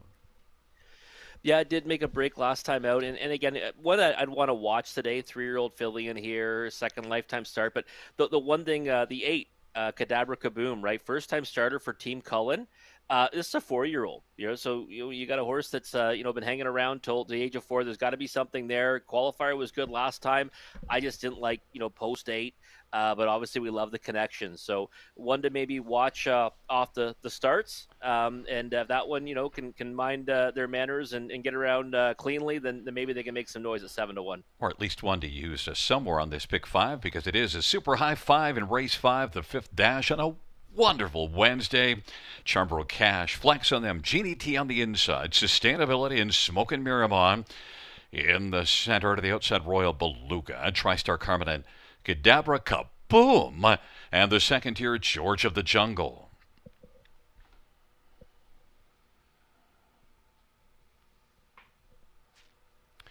It's a field of 9 for race 5, and Sustainability couldn't sustain the trot and broke stride. And the field for the 5th race is at the start of the rough, and Smokin' Miramont. Flex on them is going to move out quickly. Flex on them, Smokin' Miramont. And then Genie T is racing 3rd. TriStar Carmen, Charbro Cash went off stride, and Royal Beluga is also off stride. Now 5th away is George of the Jungle, but is right now about 12 or more lengths off the lead. And then Kadabra Kaboom, and then back to the 3 breakers. But right now, Flex on them was able to grab the lead at 2-1 on the board, and now we'll look for a second panel breather off that quarter at 29. Flex on them, and Jay Harris and Smokin' Miramon is racing position 2nd. Then Genie T, TriStar Carmen, and George of the Jungle is going to pop to the outside right now and try to move on up and get closer into contention. And then it is back further to Kadabra Kaboom, who's racing 6th. Sustainability is 7th. Off a 29-second opening quarter, it is Flex on them with the lead. Genie T is coming to call first over now. And then on the inside, that is Smokin' Miramon. And George of the Jungle is already advanced on the outside up to now duel to take 3rd from Smokin' Miramon. And Genie T tries to stick a nose in front and is able to do so and leads it by about a neck. And now ahead, Flex on them is going to fight back on the inside though. Flex on them and Genie T are going at it. Flex on them, the 2-1 second favorite. And on the outside, Genie T. Flex on them, Slim lead. Genie T racing 3rd, Smokin' Miramon. George of the Jungle on the outside is closing some ground, but Flex on them's first concern is Genie T. It's Flex on them and Genie T. Then George of the Jungle and Smokin' Miramon, 3/4 in 129. And Genie T and Flex on them, and George of the Jungle now is looking to pounce against the 2 that have been working hard. Flex on them and Genie T. And now Genie T. Flex on them on the inside is fought back. Genie T and Flex on them. Genie T is able to win it. Genie T, Flex on them, and then George of the Jungle and TriStar Carmen, 159-4. Flex on them again, got a little leg weary just coming for home, and one got by. It wasn't your George of the Jungle, but it was Genie T. Rob, your second choice. The pick 4 and the pick 5. I mentioned, Gary, this horse was an extreme overlay. It really was a horse that, like I said, made my watch list. After that start, actually making that break in stride June the 5th and recovering to be 3rd, when I was writing the Horse Players Journal for June 13th, the Mohawk, someone says, I guess this horse will be your best bet because they made your watch list last week at Grand River. And I couldn't do it there because just facing so much tougher. But now getting back here, probably should have went to this one on top, but did certainly have her second. And again, I noted that price was just outrageous, really, with how well she raced last time here. And I love what Louis Gregg did, right? He pulls her first over and is willing to just kind of sit on the outside of one that does get leg very late, grinded that one down, gets the victory at 9-1. And pretty happy that we get down this pick 5 and the pick 4. The pick 5 paying tremendous. 4 top choices, 1 second choice to finish it off, and it's paying over $330 for a buck. Yeah, and I don't get it because I go 2 deep instead of 3 deep. Why not save a few pennies and get yourself knocked out with Genie T? Look, flex on them was a pretty solid effort. Yeah, it got caught late, but still was pretty good. Yeah, no, he raced well to be second, and I mean, I expected that kind of an effort from him. I thought he might just fade back another spot or two, but again, he's a horse that is always going to be, pretty, handy over a surface like this because of the fact that he's got that tactical speed. And the winner of the race is the 3 Genie T. Yeah, we've got the wrong numbers. Yeah, we want to definitely make sure everyone knows that at home. The winner of this race is the 3 Genie T at 9-1, not the 6 Royal Beluga. But the 2 flex on them again. That tactical speed is always going to make them a player over this surface or any kind of shorter surface. And obviously Mohawk Park, he's done some good things as well. But it's going to mean a little bit tougher for him to close out those miles. Yeah, and Genie T. The other reason, of course, for going against Georgia to Jungle was the trailer post, and it did prove to be the reason because it raced well. Yeah, he raced really well, George of the Jungle. The trailing post just puts him too far out of it, right? And again, I thought he raced well in defeat. We'll probably, come back to him if he gets nose back on gate. But again, I mean, I'm glad I said it beforehand. Genie T at this price was just it was really insane. That's what I always say. It was insane because I thought she should have been second or third choice in the betting. Well, you did a nice job of picking up the multi-legs, the pick 4, the pick 5. Genie T back in front of us. 3-year-old El Saco Dream Bay filly owned by Vicky and Louis Gregg. And Vicky Gregg, the trainer. Louis Gregg is the winning driver. First win for Genie T. And the 5th race, the BAFC Box Bandits Trot.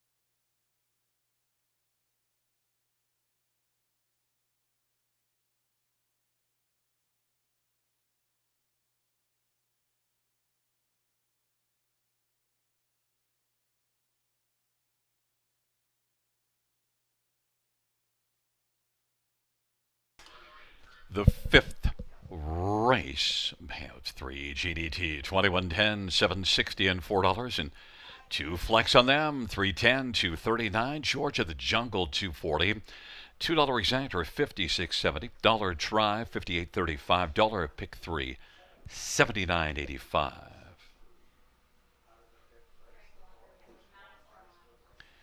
Dollar pick 4 $187.55, dollar pick 5 $332.35, dollar high 5 $2,098.10.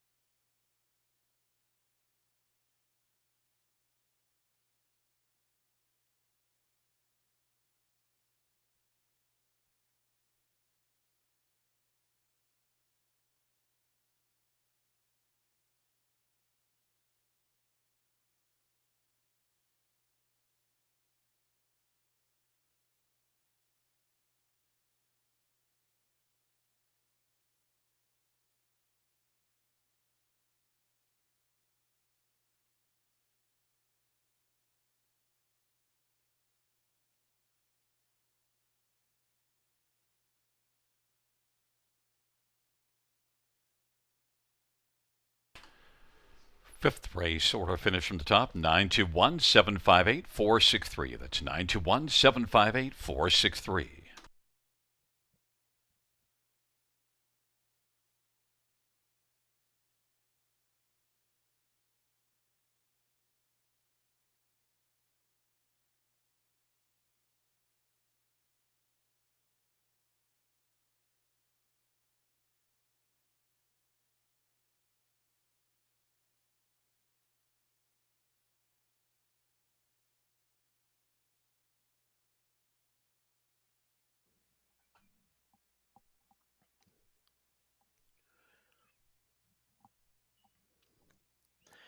Genie T getting the job done at a juicy 9-1 in race number 5, and that got home our pick 5 ticket. Nice to cash a winning one tonight in the pick 5, 66.47 for a $7.20 investment. If you played it for 20 cents, it paid $332. You played it for a buck. So hopefully some of you followed along because good results in the first half of the card in that early pick 5. But now midway point, time to look at the late pick 5.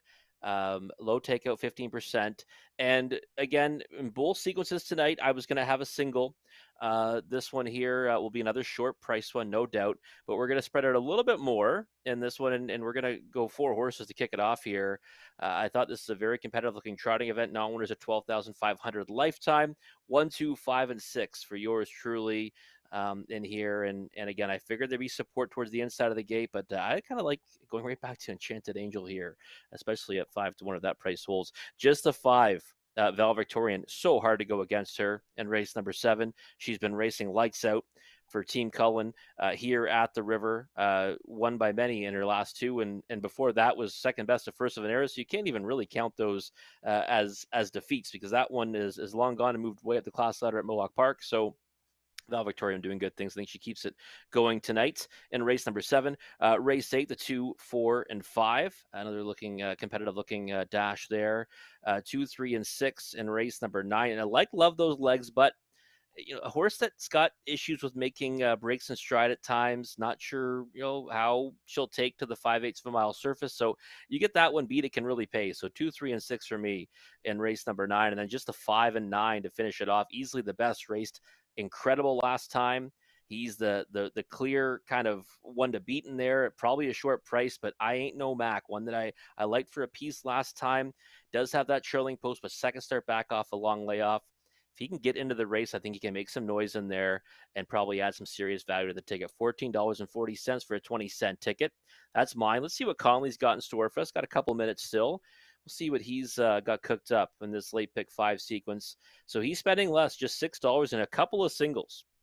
1 and 2 here to kick it off. So he went pretty logical in this leg. I went added a couple to the outside of the gate that I think are price players. He singled up on the 5, Val Victorian, as many will in race number 7. 2, 3, 4, 5, and 6 in the 8th race. Again, I thought that looked like a race where there's several that can get the job done, so no surprise he's spreading out there.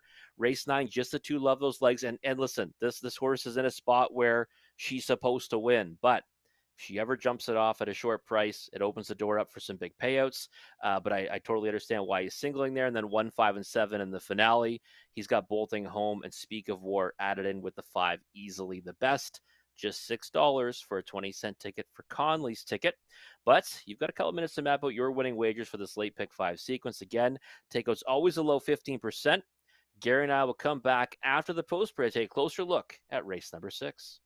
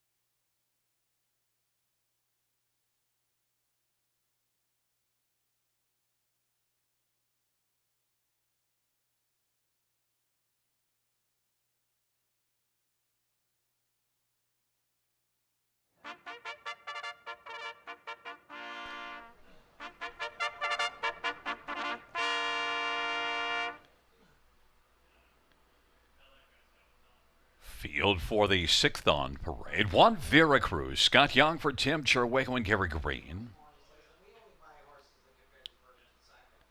Number 2 is Arcadia Sealster. Travis Henry for Greg McNair and Ross and Brent Holmes. Number 3 is Belvedere Franklin. Phil Houdon tries to train for Dr. Mike Veneri. And 4 is Royal Candace. George Ketros drives and trains for Titus Jancy. Number 5 is Wolfpack Attack. Scott Calder for Joe Shaw and Bill Shaw.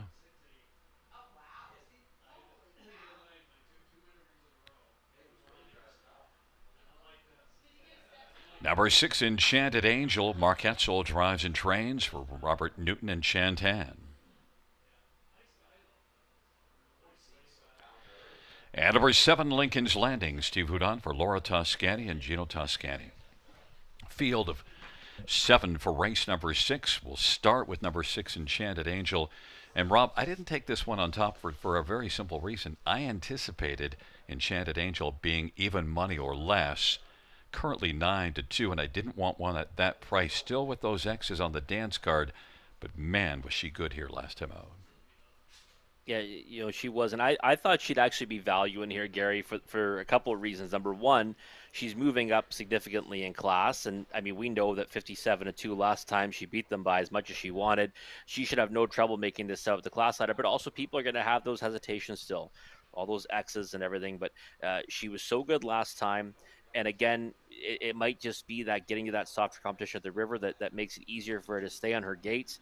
He looks a bit fired up tonight. Probably we're going to see Mark try to settle her down right now because, she usually, when she does make miscues, does it pretty early in the race. So, again, if I'm betting Enchanted Angel, I'm betting her off the gate. And if she looks smooth, then 7-2 or anything around that would certainly be a solid win price. But I did spread out in this race because I thought that there was several win candidates. But yeah, she stays flat, and she's the one to beat, in my opinion. Well, we both agree that if she does get beaten, Veracruz is the candidate because we've seen some very nice things out of Veracruz. Yeah, and those 2 victories were rock solid, obviously, and non-winners of 1. Same class where Enchanted Angel's coming out of. And last time out, just missed by a head, showed versatility too, right? Got away 5th, kind of raced from off the pace and off a helmet that time. Got picked up by JG's pal, but I thought raced very well in defeat. So I thought Veracruz would end up going off as the favorite here, pole position. But again, I wouldn't be willing to go alone with any of these trotters in here. I thought there was 4 of them that could all win.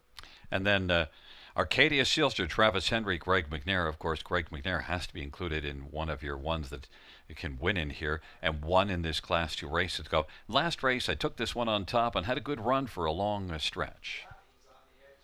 I think we can kind of forgive him for that. Last time, disappointing as the hefty favorite. Sloppy track. It was off a second. He got to the lead in the middle stages.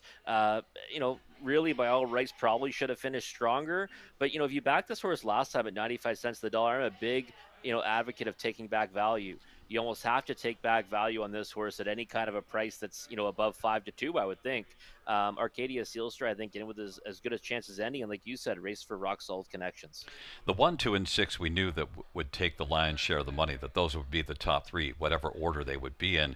But then next, you went to Wolfpack Attack, and I went to Lincoln's Landing. Wolfpack Attack, 5-2. I know you've been liking Wolfpack Attack, though, right? This is a horse that you've kind of been getting behind. Now, here's the deal, okay? This is now going to be 3rd start off Lasix, okay? 2 starts ago, went off the Lasix program, really didn't get to do much after getting away 6th off the gate, okay? Last time out, though, I know that's a soft group at Clinton, but ends up winning by more than 5 lengths in 201 and 3 over that surface. As the favorite, beat the likes of Steel Reserve. I mean, Steel Reserve or Azucar for that matter, I think I'd be willing to back against this group. So I was kind of puzzled by what to do with Wolfpack Attack here. The money makes me think that, we're going to likely see maybe a similar effort this time out. But that line just jumps off the page. And I always say that, second start on or off places where you see their best. If she can kind of continue the momentum going forward, Gary, she can make some serious noise in here. And then your thoughts on Lincoln's Landing. I used this one for 4th, and there's some enticing thoughts here with Lincoln's Landing on paper. Yeah, dropping down in class. That's definitely part of it, right? And I was kind of fond of this one too back in this class. Finished third at 17-1 on that occasion to Forbidden Treasure. Um, I just was wondering, how does he get into the race? I mean, he's got tactical speed. So if Steve wants to send him off the gate, and he can, somehow get forwardly placed and sit a reasonable trip after that, then he can get a big chunk of it. But no doubt, overlay at 14-1. Enchanted Angel has dropped down to 3-1, but is still above where I thought Enchanted Angel would be. Veracruz 2-1, the favorite right now as they take up their positions. Veracruz, Arcadia Silster on the inside, Belvedere Franklin, Royal Candace, and Wolfpack Attack in the center. The outside, Enchanted Angel and Lincoln's Landing. It's a field of 7 for race number 6. They're into the backstretch, approaching the start.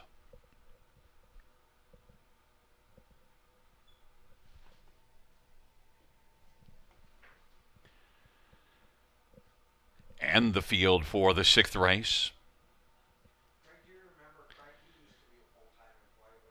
is at the start. And they're off, and getting all quick to fall, Belvedere Franklin and Royal Candace, and then Arcadia Silster. Enchanted Angel is away smoothly to race from 4th, and then Veracruz is 5th, and then Wolfpack Attack and Lincoln's Landing. And off stride Enchanted Angel. Royal Candace 70-1's got the lead.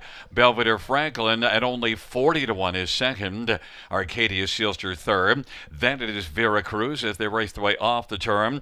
Back to Wolfpack Attack and Lincoln's Landing. And Enchanted Angel has a lot of work to do now. It's Royal Candace and George Ketros at 70-1 with the lead. And Belvedere Franklin is racing second. Arcadia Silster third. Veracruz is positioned 4th. And then it is Wolfpack Attack. And then further back we go to Lincoln's Landing, and Enchanted Angel on the outside is trying to make a huge recovery. Off a quarter of 28. The field heads up towards the half, and Royal Candace, long shot still with the lead, 59-4 halftime. But there goes Arcadia Silster now. Up and driving, Arcadia Silster has taken over second and has dead aim on Royal Candace, and Belvedere Franklin is racing third. Veracruz moves to the outside, but is gapped in the cover. Lincoln's Landing is going to scoot through to the inside.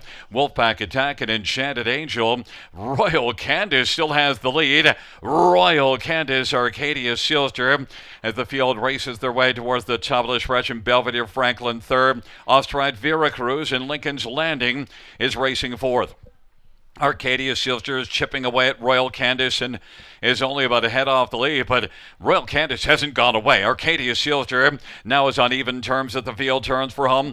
Arcadia Silster and Royal Candace on down the stretch route they come. Arcadia Silster has the late lead. Arcadia Silster, Royal Candace is going to finish second. Then it was Belvedere Franklin sticking around for third. Mile of 1:58.4, race number 6. That was an interesting dash. Arcadia Silster eventually comes on and gets the job done, and Enchanted Angel with that break in stride, Rob. 2, right, made a break in stride, so that kind of changes the whole complexion of the race. And Arcadia Silster, I mentioned it that last time, disappointed at 95 cents the dollar. Sloppy going a second off for the track that occasion, back on a fast track tonight, and gets the job done first over at a much better price at 2-1. Right, I'm a big advocate of taking back value. So if you bet this horse last time, you could have certainly come back tonight at a better number. But hey, bombs away underneath, right? I mean, I went 4 deep in the race. I only have one of them in the top 4, Gary, at the end of it here. Serious bombs away in the try and the super. And you talked about having Jeannie T on the watch list from race number 5 in a start earlier and gets the job done there. You know who has to go on the watch list here, of course? Are we going to go with Royal Candace? Yes. Yeah, absolutely. Yeah, it was. I mean, you talk about outracing a horse's odds. Well, that's not even close to explaining what Royal Candace did there. I mean, it went the route of kind of trying to take no prisoners on the engine. You don't usually see that from a horse this price, and I guess we probably should have given her maybe a little more credit off her recent form. So yeah, I agree. I'd put her on the watch list here. 70-1, finishing second to Arcadia Silster. Look at that though. Look at the try and super. Can't wait to see these payouts. Yeah, and with Royal Candace, went to the front of Georgian last race in a non-winners at 2, made a late break, but was racing well there too. Yeah, it was. Yeah, a horse that clearly kind of swells up on the engine. That the miscue last time certainly cost her dearly this time around. Minds her manners and doesn't get beat much. I mean, Arcadia Sealster had to work for that victory. And even before Veracruz made that break, I didn't think was moving the same way as we've seen that one in the past. Yeah, no, I wasn't too sure where he was going to end up. I don't think he was going to win. And again, Wolfpack Attack just didn't fire either. So I mean, like I said, I went four deep, and I felt pretty comfortable using four horses, but needed Arcadia Sealster, I'd be out of the pick five. Well, at least one of your four was there because the others were gone. But Arcadia Sealster is back in front of us. Arcadia Sealster, 3-year-old muscle mass bay colt owned by Ross and Brent Holmes. Greg McNair, the trainer. Travis Henry, the winning driver. Arcadia Sealster, third win this year and lifetime. Arcadia Sealster, 158-4.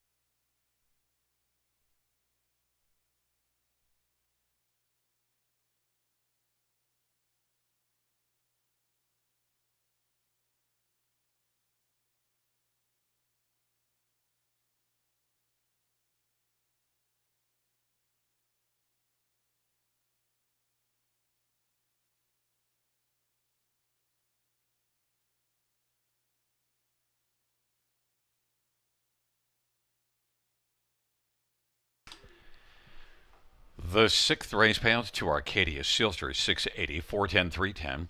For Royal Candace, 47, 20, 16, 53. Belvedere Franklin, 580. That $2 exactor is 211.10. The dollar try, 496.20. And we'll go to the 20-cent superfecta, 917.82. Kaboom, shakalaka.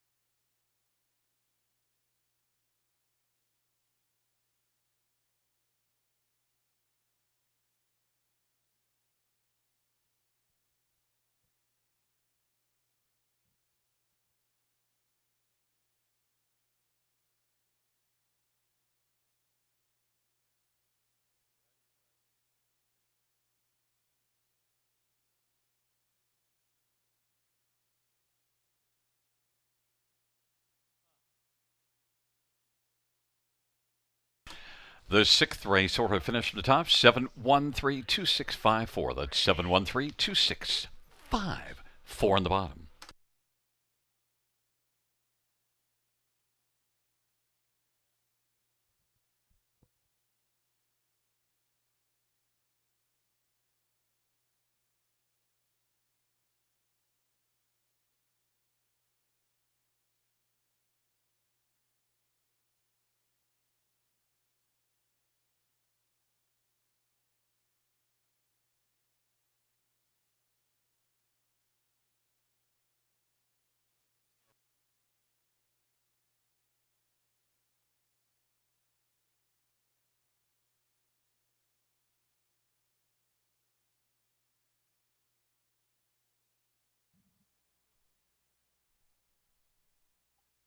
Arcadia Sealster get the job done in race number 6 at odds of 2-1. I'll always say it, though. It's not who wins, it's who you beat. Veracruz jumped it off at 3-5. So some value to kick off that late pick 5. If you're still rolling along on that one. But it's time to look at the late pick 4 starting right here in race number 7. We're going to have a hefty favorite in this opening leg, no doubt about it. Takeout's always a low 15%. And there's my ticket.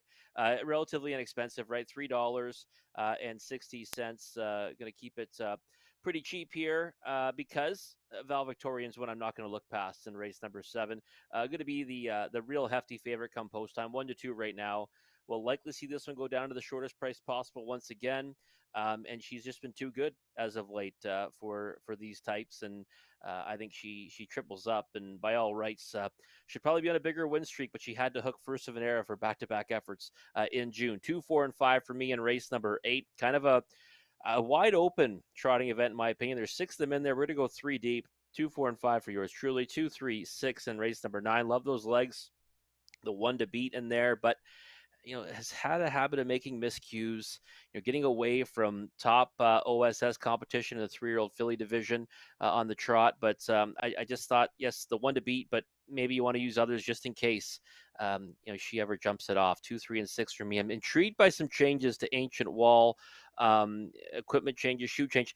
And, obviously now racing for a new barn as well. So that one might be worth a look at a bit of a price in race number 9. Just the 5 and 9 in race 10. Easily the best is the one to beat. But I ain't no Mac.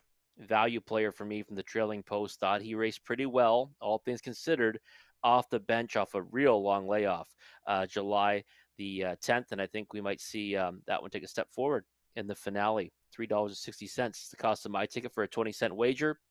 Let's see what Conley's got for us. Beautiful shot right there. Look at that beautiful scenery in Elora as always. Great job by the broadcast crew here at Grand River. Just the 5, Valedictorian here. No surprise there. Going to be the heftiest of faves. 2, 3, 4, 5, and 6 in race number 8.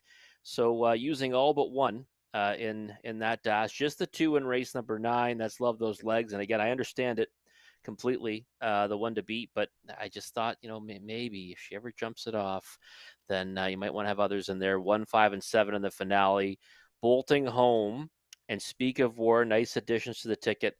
To obviously the 5, easily the best, who I think is going to take the bulk of the betting in that last dash of the evening. $3 is the cost of Conley's ticket. You got a couple of minutes to map out your winning wagers for this late pick 4 sequence. Again, the takeout's always a low 15%. And Gary and I will come back just a few moments to take a closer look at race number 7.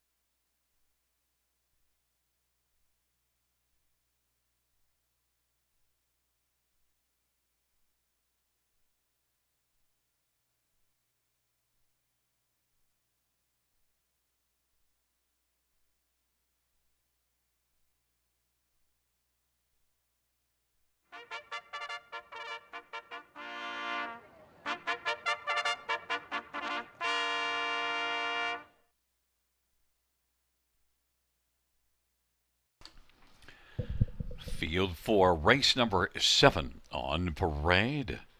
1. JS Bet This Lady. Jay Harris for Roger Gebhardt and Carol Gebhardt. Number 2, Dangerous Curve. Tyler Moore for Rod Boyd and McCann Stables.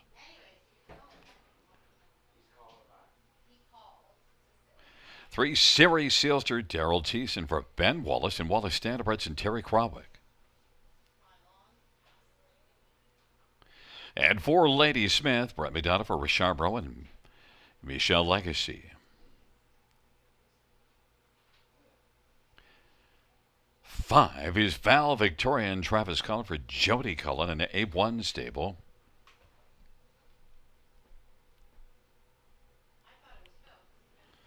Number 6 is No Money Honey. Anthony Hahn for Nathan Harding and Stuart and Patricia Bolander. Field of 6, race number 7. Well, Rob, I don't know who we'll start with. Maybe we'll start with Val Victorian. What the heck? Why not? Yeah, it's pretty hard not to, right? I mean, listen, it's one of those ones here when you look at her paper. I mean, by all rights, she'd probably have 6 in a row right now if you didn't have to hook one like First of an Era in this class, who then went on to do pretty good things at Mohawk Park since she won her way out of this class. But she's won 4 of her last 6, 5 of 9 this season, and was absolutely dominant in each of her last 2 at this level at the River. 1 to 5, I think, is not a price you're even going to see. It's going to go down to 1 to 9, likely, just like last time. And I see there's already hefty amounts on her in the show pool as well. She looks fantastic on the track, and I couldn't go against her. And everyone's got her single most likely in the pick 5 and the pick 4. And what also helps her is she gets off the gate so easily. Yeah, she does. I mean, she's got that tactical speed to her advantage, and really any horse in the race that also can match strides with her off the gate has to ask the question: do you want to sacrifice yourself to take this thing out of her? Because she's going to come at you, and she's probably going to win that battle, and you might end up losing the war anyway. So the only way you'd likely see a real charge from the inside 4 or the one to the outside of her for the early lead would be if they're trying to get the 2-hole behind her, right? I think she probably goes forward off the switch tonight and just tries to control throughout. Both of us had a decision to make on who to use for second because we're going to take Val Victoria. You went to Lady Smith, and I went Dangerous Curves, and Dangerous Curves your third one. But Lady Smith, well, was a second in each of her last 2. I've actually got the 2 underneath. Yeah, we got the 2. Oh, that's right. Here. This, okay. Yep. I wrote it down wrong. Okay. Well, then you went with me. No, what the okay. heck? There's got to be something wrong with your thinking if you went the same way I went. Oh, it's okay. Yeah, I'm 5, 2, 3, 4 in here in race number 7. For me, Dangerous Curves. So last time, before she was scratched, I was going too deep in that race in all the multis, Val Victorian and Dangerous Curves. Why? Because I love the angle. First time, in that condition claimer, or getting into that condition claimer after a long time in racing against tougher spots. And she's actually thrown some really nice efforts in her last, 4 or 5 starts. I thought that the victory was huge here, obviously, in numbers of 1,500 last 3 back in early June. And some of the efforts after that against real tough groups. I mean, third to Faded Fire in the top condition class, that was a nice effort as well. Now, time between starts, I didn't use her tonight, and also Val Victorian's just raced so well as of late. So I do have her as my main play underneath, and that would be the exact. I'd be pressing along with tries and supers with her locked in the second spot. And my thought too is that Tyler Moore is going to blast out just hard enough to get the front, and then have Val Victorian come around and probably be able to sit the pocket. Yeah, and that should be the game plan, right? I mean, I think JS Bet This Lady's going to try to leave as well, but we've seen Dangerous Curves leave out in 26-2, so I don't think anyone can hold her out in the first few strides of the race. So that's the game plan, and you're right. Why not release one like Val Victorian to the top and then sit a 2-hole behind her? Series Sealster is one that comes in off of a second to Val Victorian last time out. Yeah, and I thought that Series Sealster is another one that's kind of been racing well. I mean, she got post relief last time with the pole position. She's always been better when she gets forwardly placed, and she wasn't able to do that in quite a few of her starts when she had outside starting spots and, of course, that trailing spot in London on May 21st in a race where JS Bet This Lady blew up the tote board and a high five carryover. But I think that Siri Sealster is going to get forwardly placed again, probably set a favorable journey and can land somewhere in the ticket. I mean, she'd be the one that maybe I would look at as an alternative underneath, but they're about the same price right now, her and Dangerous Curve. So happy to have her in the third spot. And number 4, Ladysmith, third start, Richard Moreau, and was pretty good last year as a 3-year-old. Yeah, racing back in the barn of Richard Moreau and been finishing second in each of her last two, and did so against some pretty decent groups. So I think she gets a piece of it somewhere. And you know what? With you thinking I had her second, maybe she ends up second. I should have just kept my mouth shut. Well, hey, I just couldn't assume that you'd have the same two as me because I thought you're smarter than that. It's a field of 6 for race number 7. Into the backstretch, gathering speed approaching the start.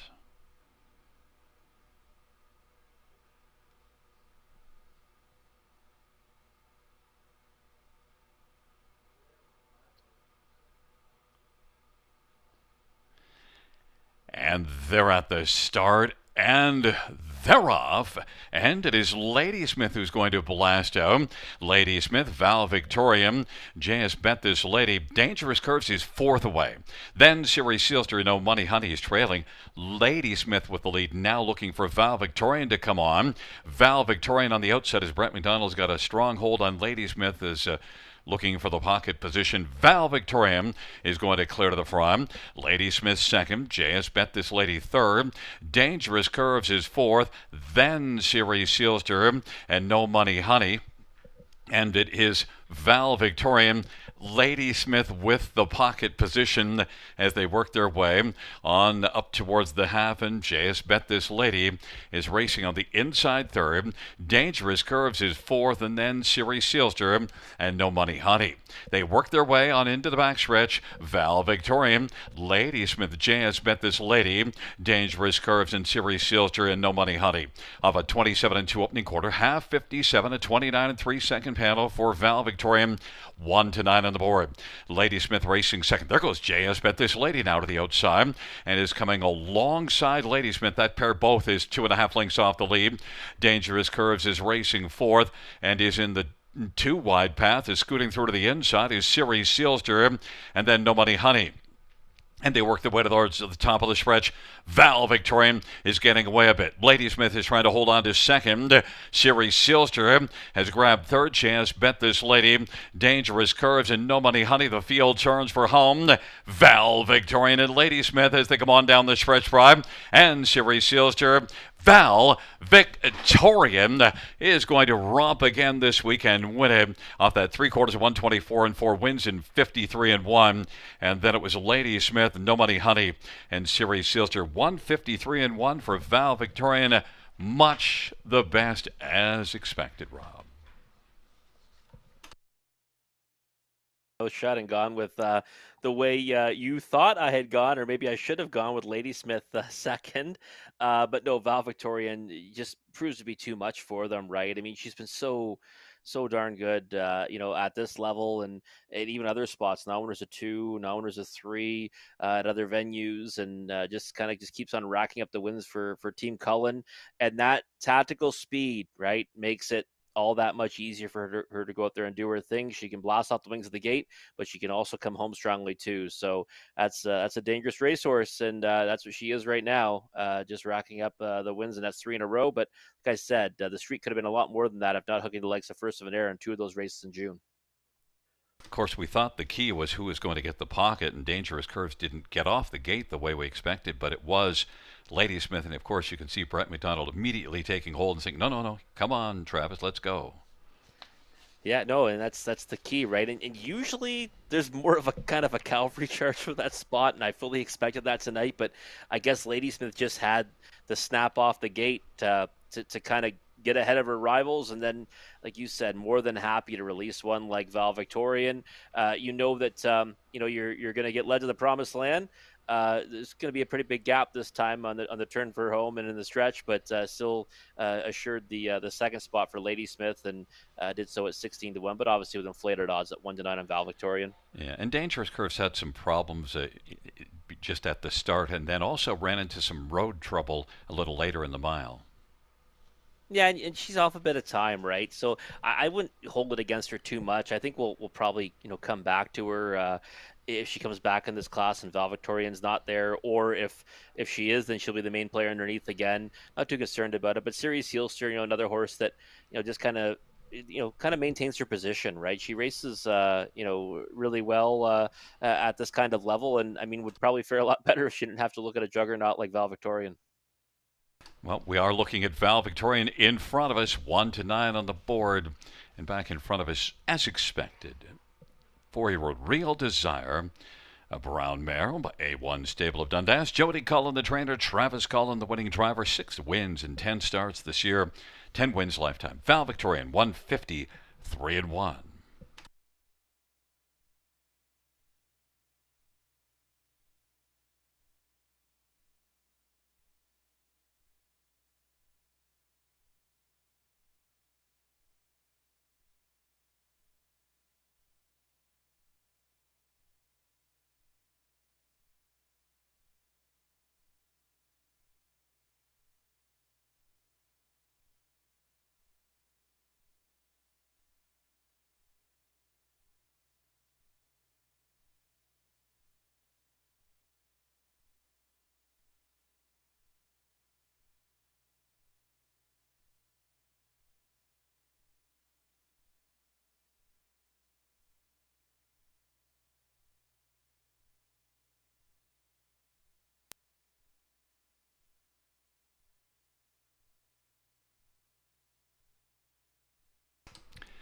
Seventh race of payouts.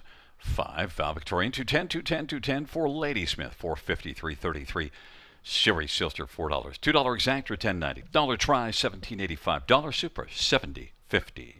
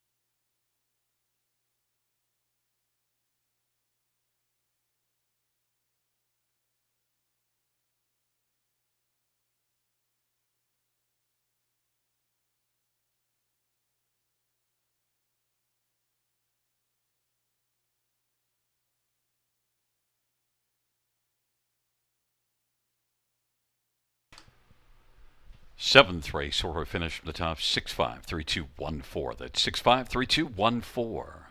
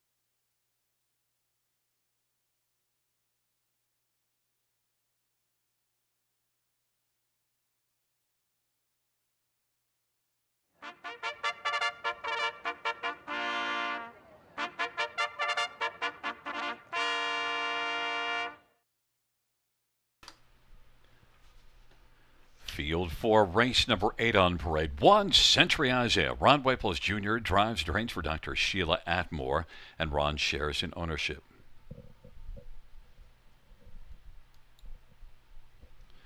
Number 2 is No One. Bruce Richardson drives and trains and is the owner. Number 3 is Vimy Ridge Venti. Phil Houdon for Steve Loughren and Paul Mazzetti.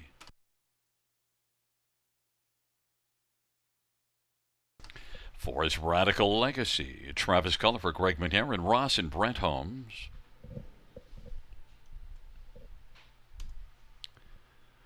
Number 5, Pio Canella. Brett Madonna for Matt Dupuis.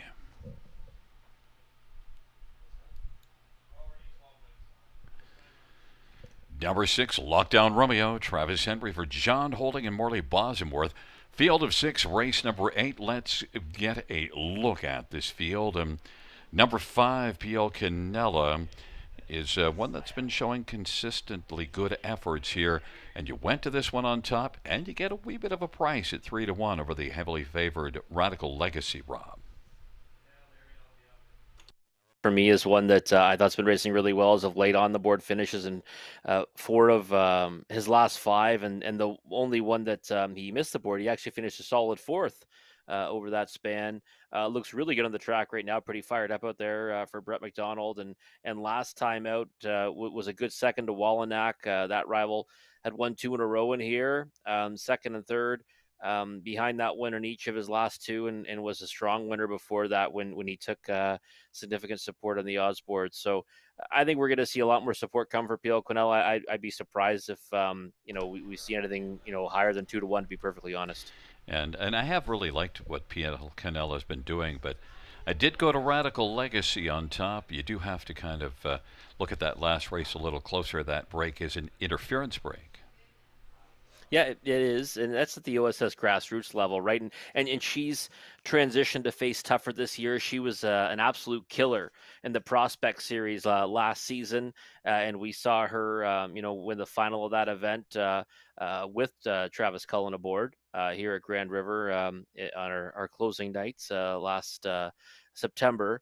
And this year, though, you see she's taken on, tough rivals in the SBOA, grassroots, and now this is an opportunity to kind of get back here to the river over the new surface now, and against a more palatable group. So I like her chances, no question about it. But she's a 3-year-old filly facing a 4-year-old gelding and Pio Canella, and I just thought that there might be more value in that direction. And right now, it's holding 6-5 versus 2-1.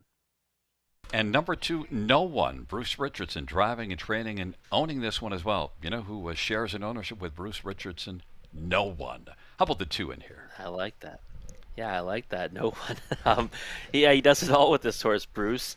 And I've kind of just always liked this horse. I mean, last year you could see, right, 1 for 6, 3 on the board finishes, 91,000. She hasn't had that success this season. She is 1 for 7.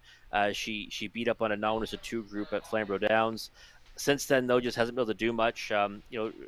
Raced back in the gold ranks again this year without much success. And then last time, another one that had an interference break. But at 2-1, right, at Clinton in that grassroots race. So I thought she'd be value in here. She is, I'd say, right now at 3-1, but I wouldn't be chasing her at a price lower than that. 7-2 is a little bit better now, clicking up. And again, she's a value player for me. I wouldn't take her at a price less than that.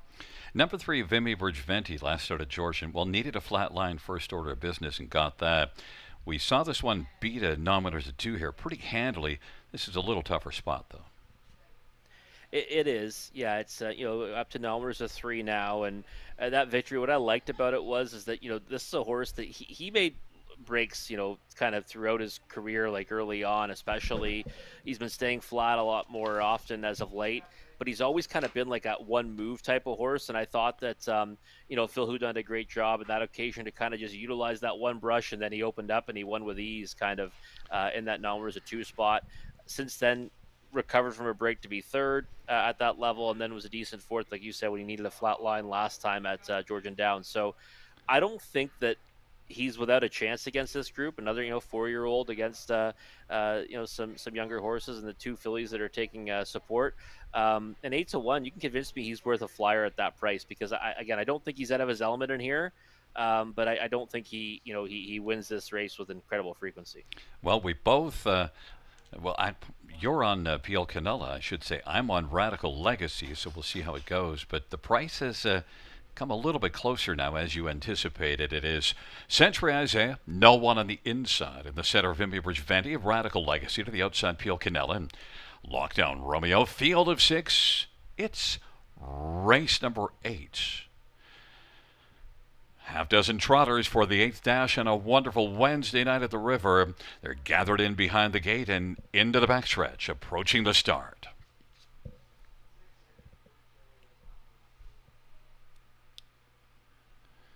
And the field for the 8th race. All in position.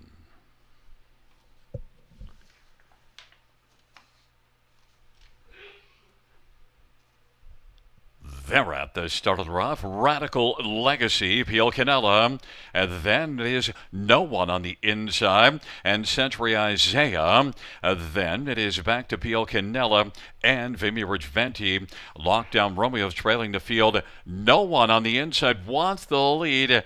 And on the outside, Radical Legacy is going to drive on, though. Radical Legacy at even money's got the front. Now No One's racing the pocket. Century Isaiah is third. Vimy Ridgeventi fourth, and then Pio Canella and Lockdown Romeo. The field comes off the turn and rolls up towards us off that 27-3 opening quarter. Radical Legacy and Travis Cullen sitting rather calmly in the bike with No One in the pocket. Century Isaiah. Now Pio Canella is quickly going to flash some speed on the outside. Vimy Ridgeventi is on the outside as well, on the back of Pio Canella, but goes off stride. Lockdown Romeo is now fifth. On down the backstretch they go. Off a half of 57-1 and a 29-3 second panel breather. Radical Legacy, even money in the board. On the inside, No One. To the outside, Pio Canella, also even money. And then Century Isaiah is racing for then Lockdown Romeo fifth. And they hustle their way to three quarters. Radical Legacy is leading by a length and a quarter, but chipping away is Pio Canella. And the lead is a length and a quarter. No One on the inside. And then racing for his Century Isaiah. Three quarters in 126 in Radical Legacy.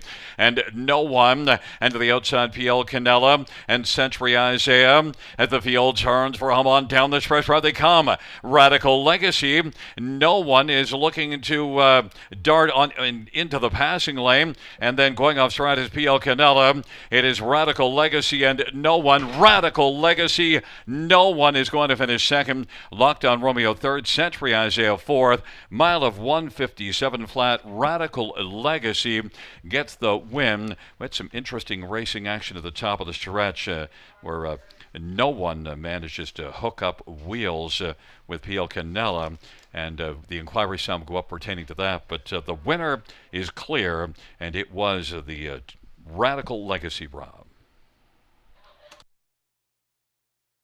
Nice victory in the engine for this filly, and Travis Cullen now perfect 4 for 4 win aboard this daughter of Muscle Mass. And even money, I mean, she converts as the favorite. No One, looked like she had Trout in the pocket. Pio Canella was kind of just spinning his wheels on the outside. They come together, and not sure what happened there, but ended up seeing Pio Canella make that miscue then after they kind of hooked wheels. So I don't think it really had an impact on the outcome, who was going to win, because I think Radical Legacy was, moving pretty nicely in the stretch there. No One second. We'll see if that holds up, and Lockdown Romeo third. Yeah, I think the inquiry is up more pertaining to whether it was the two coming out or the five going in, but the four, he's going to be into the winner circle. Yeah, no, yeah, and she raced well, and we got to see her right last year here at the river. I mean, a high percentage winner last year, Prospect Series, and took down the final with ease over the old surface here at the river. And like I said, Travis Cullen has a lot of success with this filly. So Radical Legacy converts as the favorite, and deserving favorite at that. Well, at least we most likely won't be having, or at least I'm guessing, that we don't have the top two finishing 1-2, but we'll see how the inquiry unfolds. But we do have one of the two favorites back in front of us is for Radical Legacy, a 3-year-old Muscle Mass Bay filly owned by Ross and Brent Holmes, and Greg McNair is the trainer. Travis Cullen is the winning driver. It's the second win this year, 7th lifetime, Radical Legacy.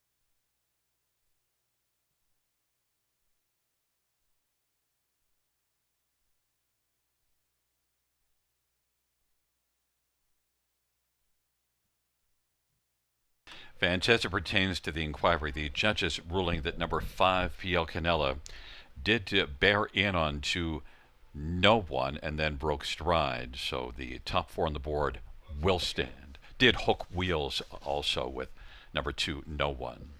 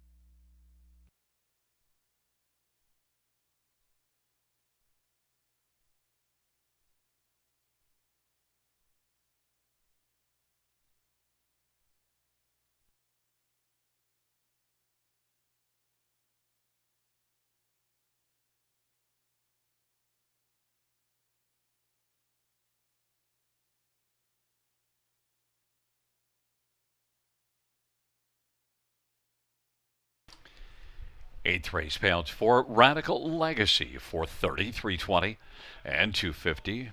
To no one, 270, 276, Lockdown Romeo, $4. $2 exact or $22.90. Dollar try, $73.70. Dollar super, $330.85.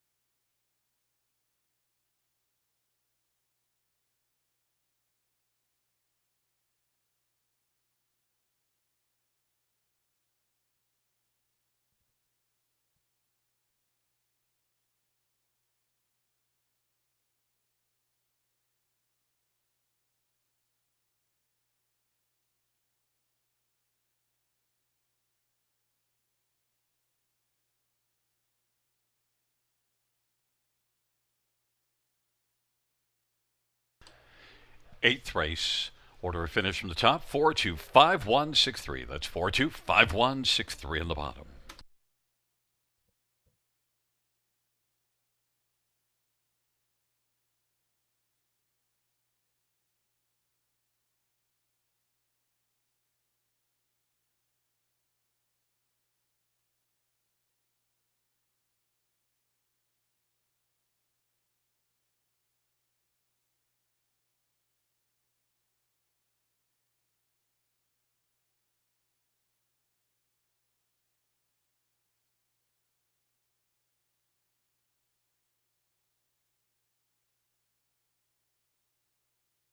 Hey kids, do you like to write stories or poems or draw pictures of horses? We're running 2 contests from now until August 31st with a total prize money of $3,500.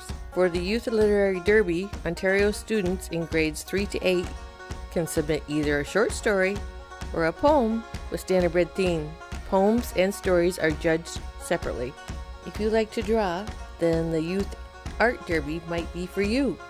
This one is open to students in grades 3 to 12, and you can do a drawing or a sketch of anything standardbred related. Check out our website for more inspiration and more information, bgracingalliance.ca.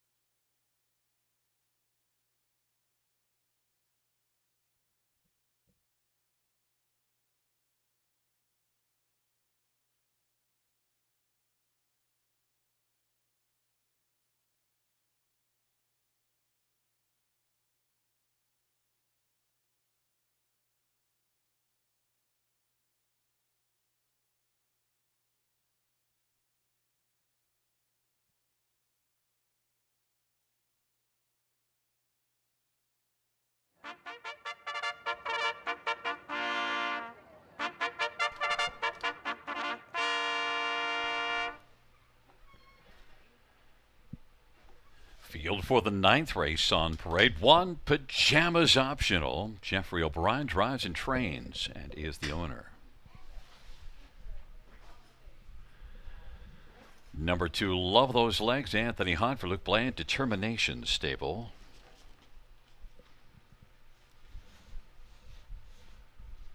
Number 3 is She Trots a Lot. Scott Young for Paul Walker and Keith Coulter. Number 4 is Perfect Landing. Steve Houdon for Laura Toscani and Gino Toscani. Number 5 is Temple City. It is Ryan DeRoche for Courtney Robson. Number 6, Ancient Wall, Phil Houdon for Kyle Rule and Triple SNY. And number 7 is Electro Longlegs, Scott Calder for Melissa Lamoureux and Jeffrey Boyd. Field of 7, race number 9. Well, let's go to number 2, Love Those Legs, and I anticipated fans loving her in this spot, and they are 4-5, Rob.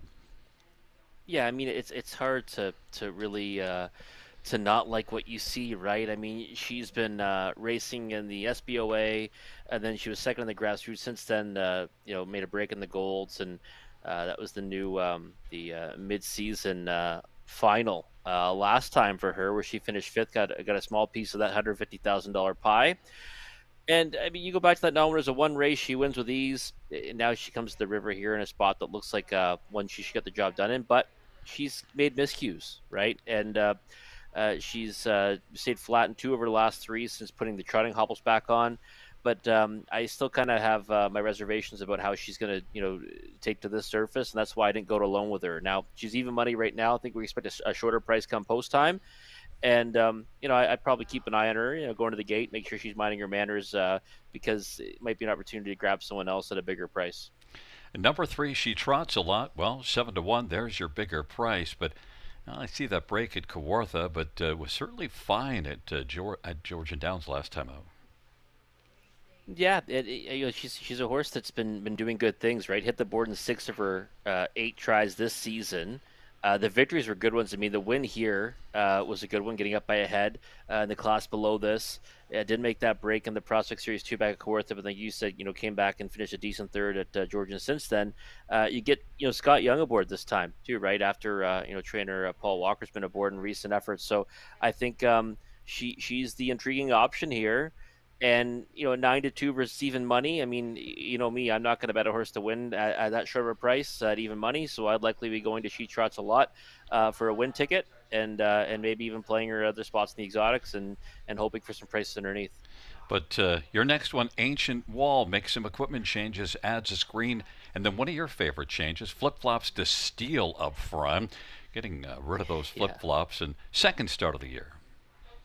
Yeah, second start of the year, and for a horse that makes miscues, sometimes the switch from flip flops can backfire. I don't, I hope it doesn't tonight, and I don't think it will, but it can.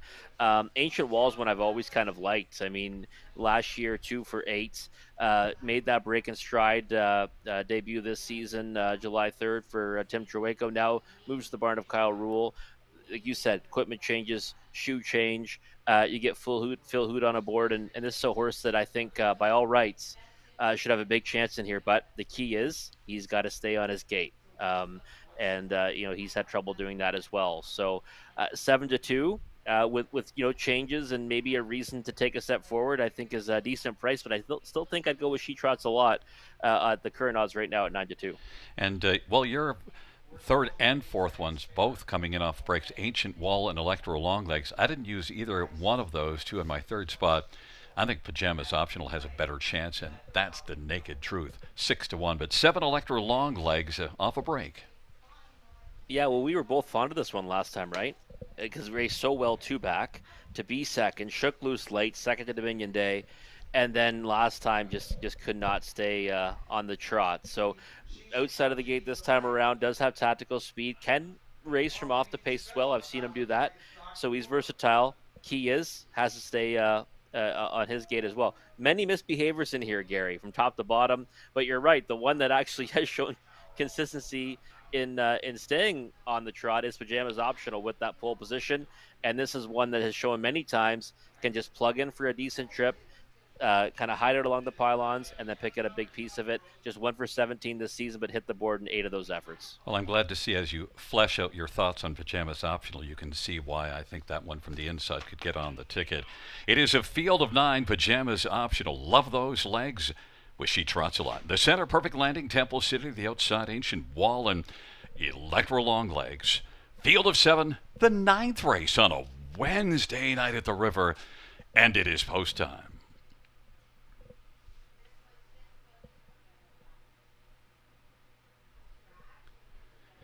field of 9 for field of 7 for race number 9. They're at the start. And the rough. Ancient Wall, She Trots a Lot, Temple City, the first three, then Perfect Landing, Pajamas Optional, Love Those Legs is relaxed away fifth, and then Electro Long Legs, but Ancient Wall and Phil Houdon at 5-1 is able to come on and get the lead. Temple City right now is racing second. She Trots a Lot is racing position third as they work on around the turn. Pajamas Optional is in mid-pack fourth, and then Love Those Legs has just two beaten right now, and they are Perfect Landing and Electro Long Legs Ancient Wall. With the front as they race on past us, lead of about 2.25. Temple City, She Trots a Lot, Pajamas Optional, Love Those Legs went off stride. Electro Long Legs moving up as the field works their way on up towards the half, and they work their way on into the backstretch. And on top is Ancient Wall. Ancient Wall leads it. Advantages about 2 lengths right now, half of 58-3. And then Temple City is racing position second. To the outside third as She Trots a Lot. Then Pajamas Optional. Electro Long Legs on the outside is sharing fourth with Pajamas Optional. And then Perfect Landing. And they hustle their way toward 3/4.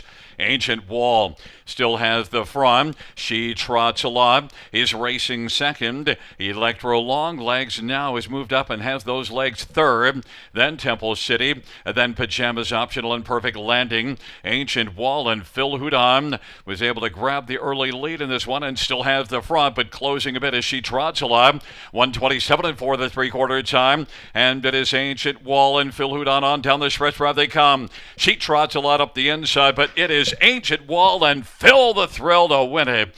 And take it by 2. She Trots a Lot, Electro Long Legs, and Pajamas Optional.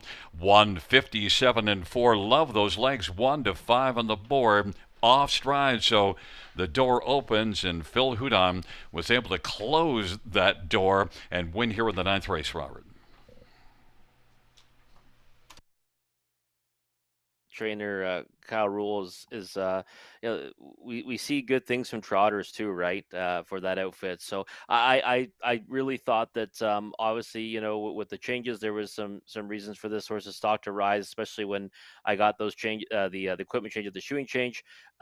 Use this horse in the multi legs because I could not go it alone with Love Those Legs. I honestly thought that this might be the outcome for this horse tonight, and this really by all rights is an exacta and try you could really take advantage of, right? Because with that one, with that strong possibility of making that miscue, these are the two main ones that, in my opinion, were left in the dash. And Ancient Wall, has proven in the past he can, do good things against groups as good as this, if not better.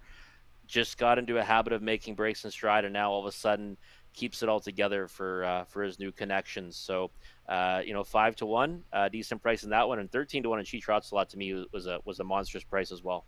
And we see the screen on Ancient Wall coming to the finish, and flip-flops to steal up front was the magic. Yeah, flip flops typically horses that might not have the best feet, and when they start to get better, they can certainly go a little quicker with aluminum or steel shoes on. So it's a race, Gary, where really I should have, I couldn't have said loud enough that Love Those Legs at a short price. You can't really take it with her history of miscues. Never raced on a short track before. It comes in, pretty much the other horses, right? 6, 3, and 7. But happy to be alive in the multi-leg wagers. I think that's a pretty big knockout. Those are your top 3 after the 2 Love Those Legs. You did get those, and then, well, Pajamas Optional. At least I managed to get one streaking on to the top 4. It's a 6-3-7-1. Back in front of us, number 6, Ancient Wall, a 5-year-old Walner. Bay gelding by Triple S Equine. Kyle Rule is the trainer. Phil the Thrill Houdon with the win in just the second start this year. And it's the 3rd win lifetime. Ancient Wall, 157-4.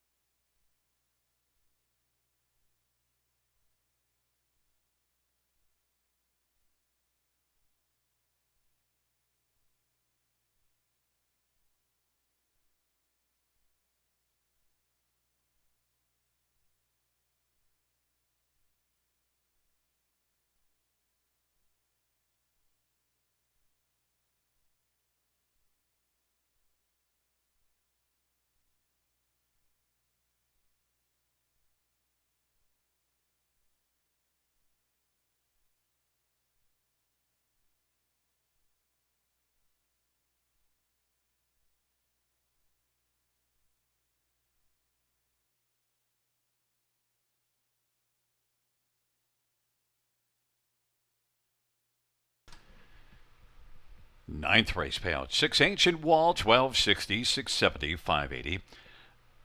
Number 3.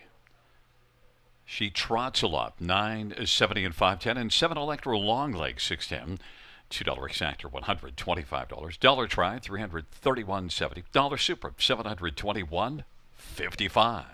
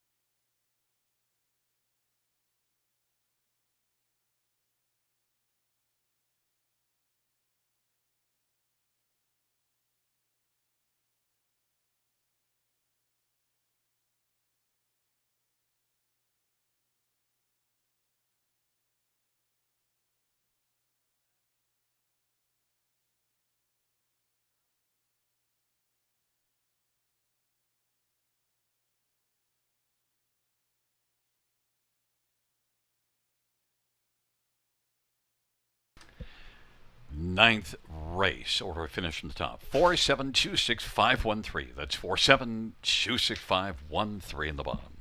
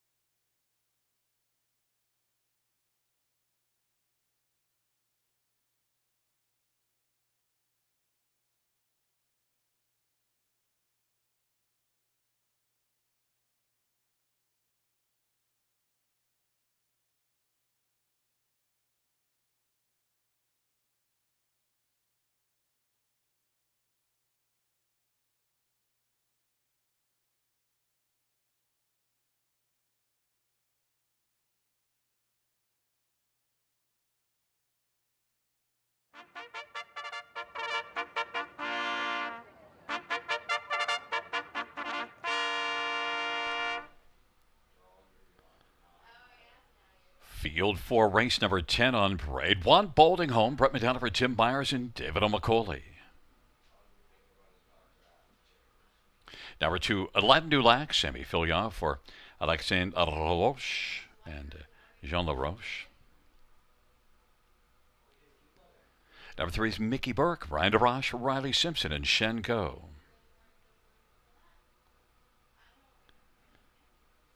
And number 4, J.J. Landon, Gary Rive, drives and trains for and shares in ownership with Ashley Rive Bohannon.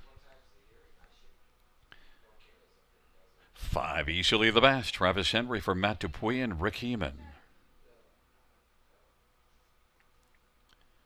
Number 6, Jafar Dulac, Scott Young for Jim Flynn and Doreen Flynn.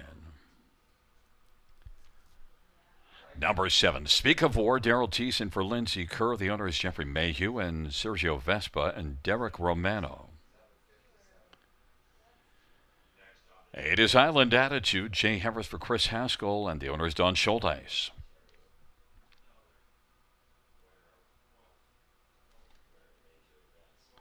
And number 9 is Ain't No Mac, Jason Ryan for Robert Kyle Fellows and Scott Edmonds, the owner.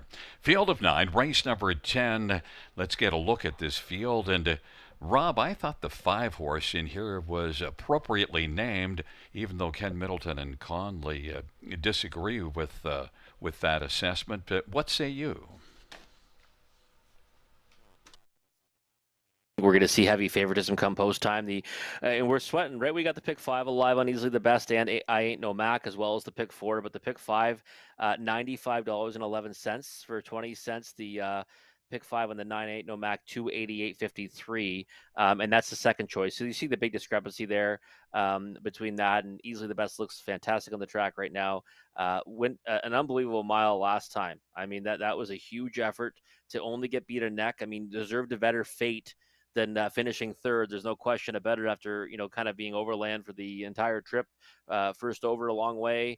And before that, made that untimely break and stride in the pocket, but was a winner 3 back. So I think a lot of things going for Easily the Best here. And I think the clear one to beat, but we're going to see this price drop significantly come post time. Number 9, I Ain't No Mac, is one that I almost wanted just because I thought Easily the Best would end up being like 3 to 5. Then I Ain't No Mac is one that I thought I could go with. And look, this is the second start off of a bit of a rest. Did a nice job closing last race on an off track.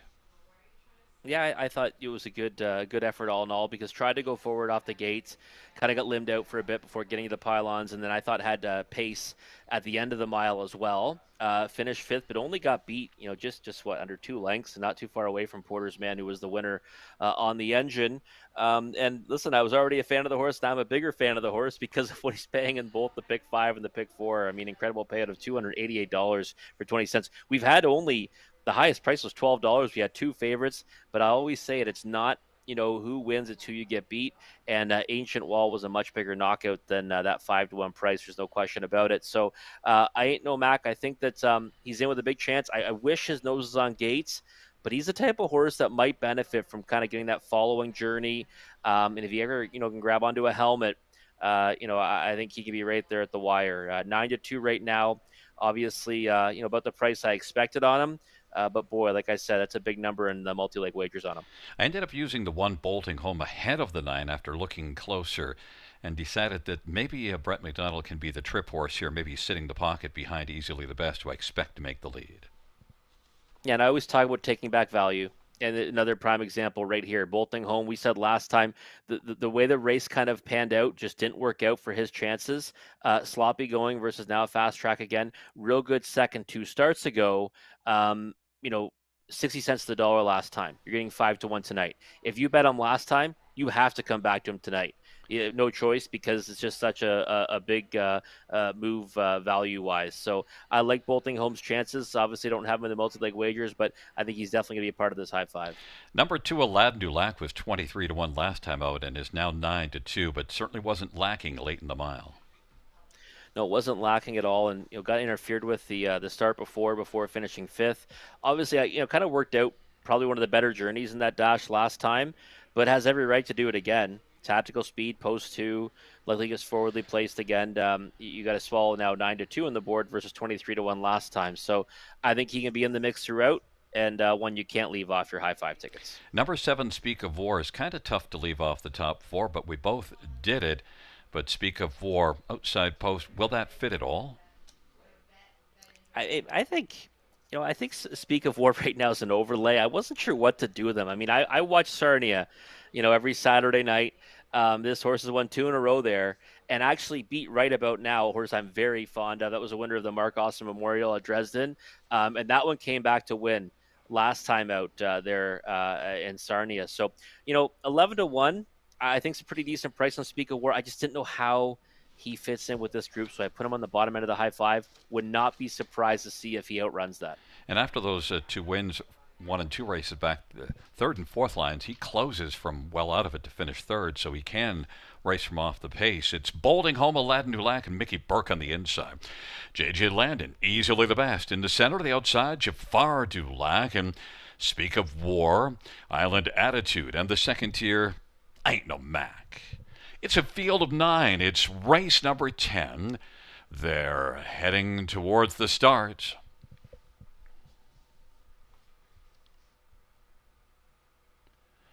Field of 9, 10th and final dash on a Wednesday night at the river. And they're at the start of the rough. And coming out quickly, easily the best with Aladdin Dulac. And then on the outside, Jafar Dulac and Speak of War as they charge into the turn. Speak of War is blasting with Aladdin Dulac. Easily the best is going to still drive on in the 2 wide path. Is 3 wide still is Speak of War. And now Speak of War is going to have to take back as easily the best is going to drive on through and is going to clear to the front. Aladdin Dulac is going to be racing the pocket, and Speak of War is able to take back and find his seat on the inside third. Bolding Home is fourth. Then racing fifth as they race their way off the turn and come on towards us is I Ain't No Mac in front of J.J. Landon. Then it is Mickey Burke to the outside, and Jafar Dulac and Island Attitude is trailing 27 seconds opening quarter, and easily the best continues on. Leads as they race their way up towards the half. Quickly popping up, Bolding Home has moved out. Aladdin Dulac is still second right now, but Bolding Home is first up third. Speak of War is on the inside fourth now and covered up as I Ain't No Mac is on the outside moving up. And then it is back to J.J. Landon, Mickey Burke, Jafar Dulac, and Island Attitude. Half a lively 55-4. Easily the best is 3-5 of the board and leads it by a length and a quarter. Bolding Home is second.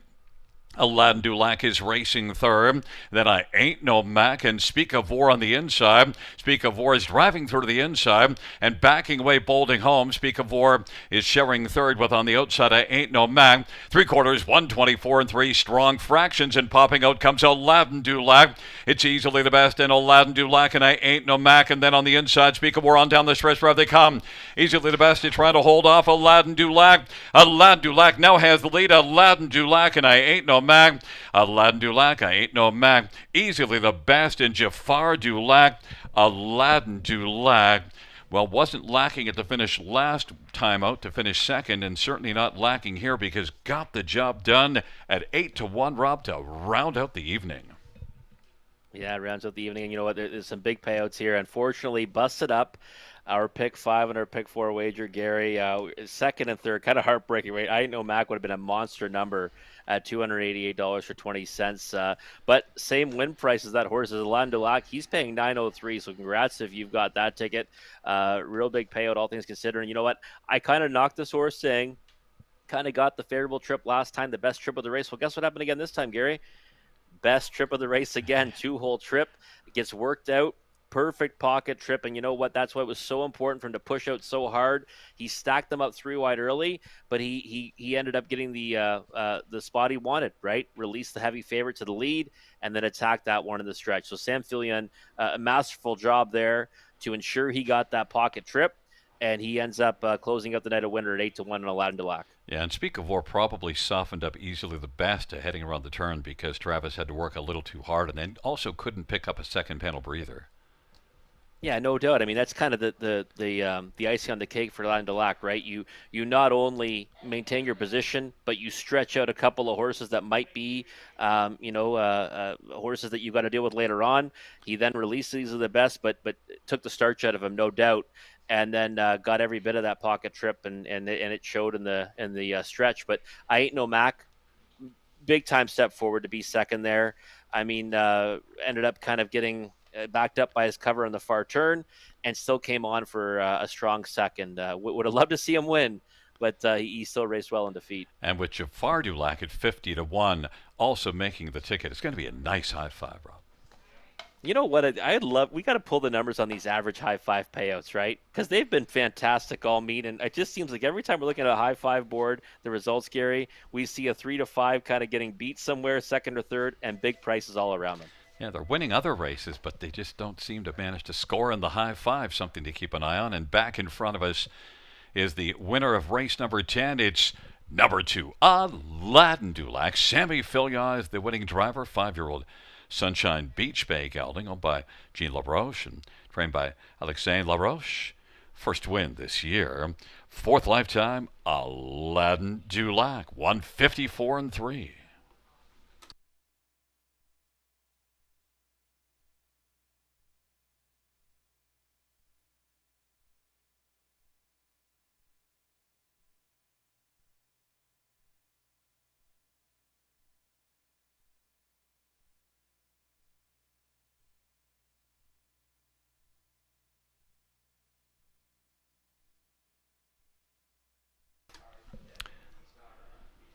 Tenth race payouts to Aladdin Dulac, $18, $8.90, $7.20.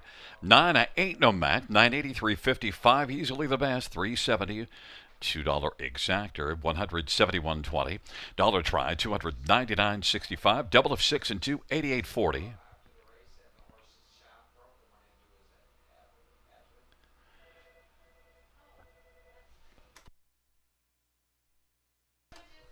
The dollar pick 3, $611.35. Dollar pick 4, $485.15. And that 20-cent high five is $2,871.80. We're going to need a bigger boat. Thanks. Have a great night.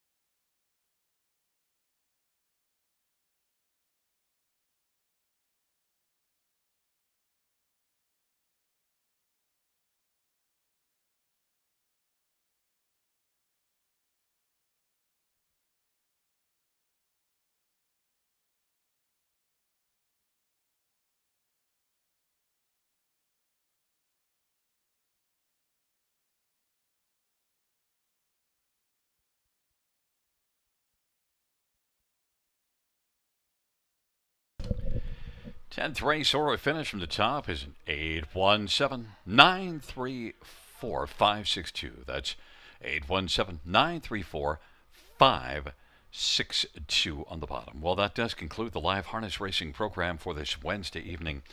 Action resumes on Friday night at the River with a first dash of 6:30 p.m. Buenas noches, amigos. Good night, everybody. Good night, Sean.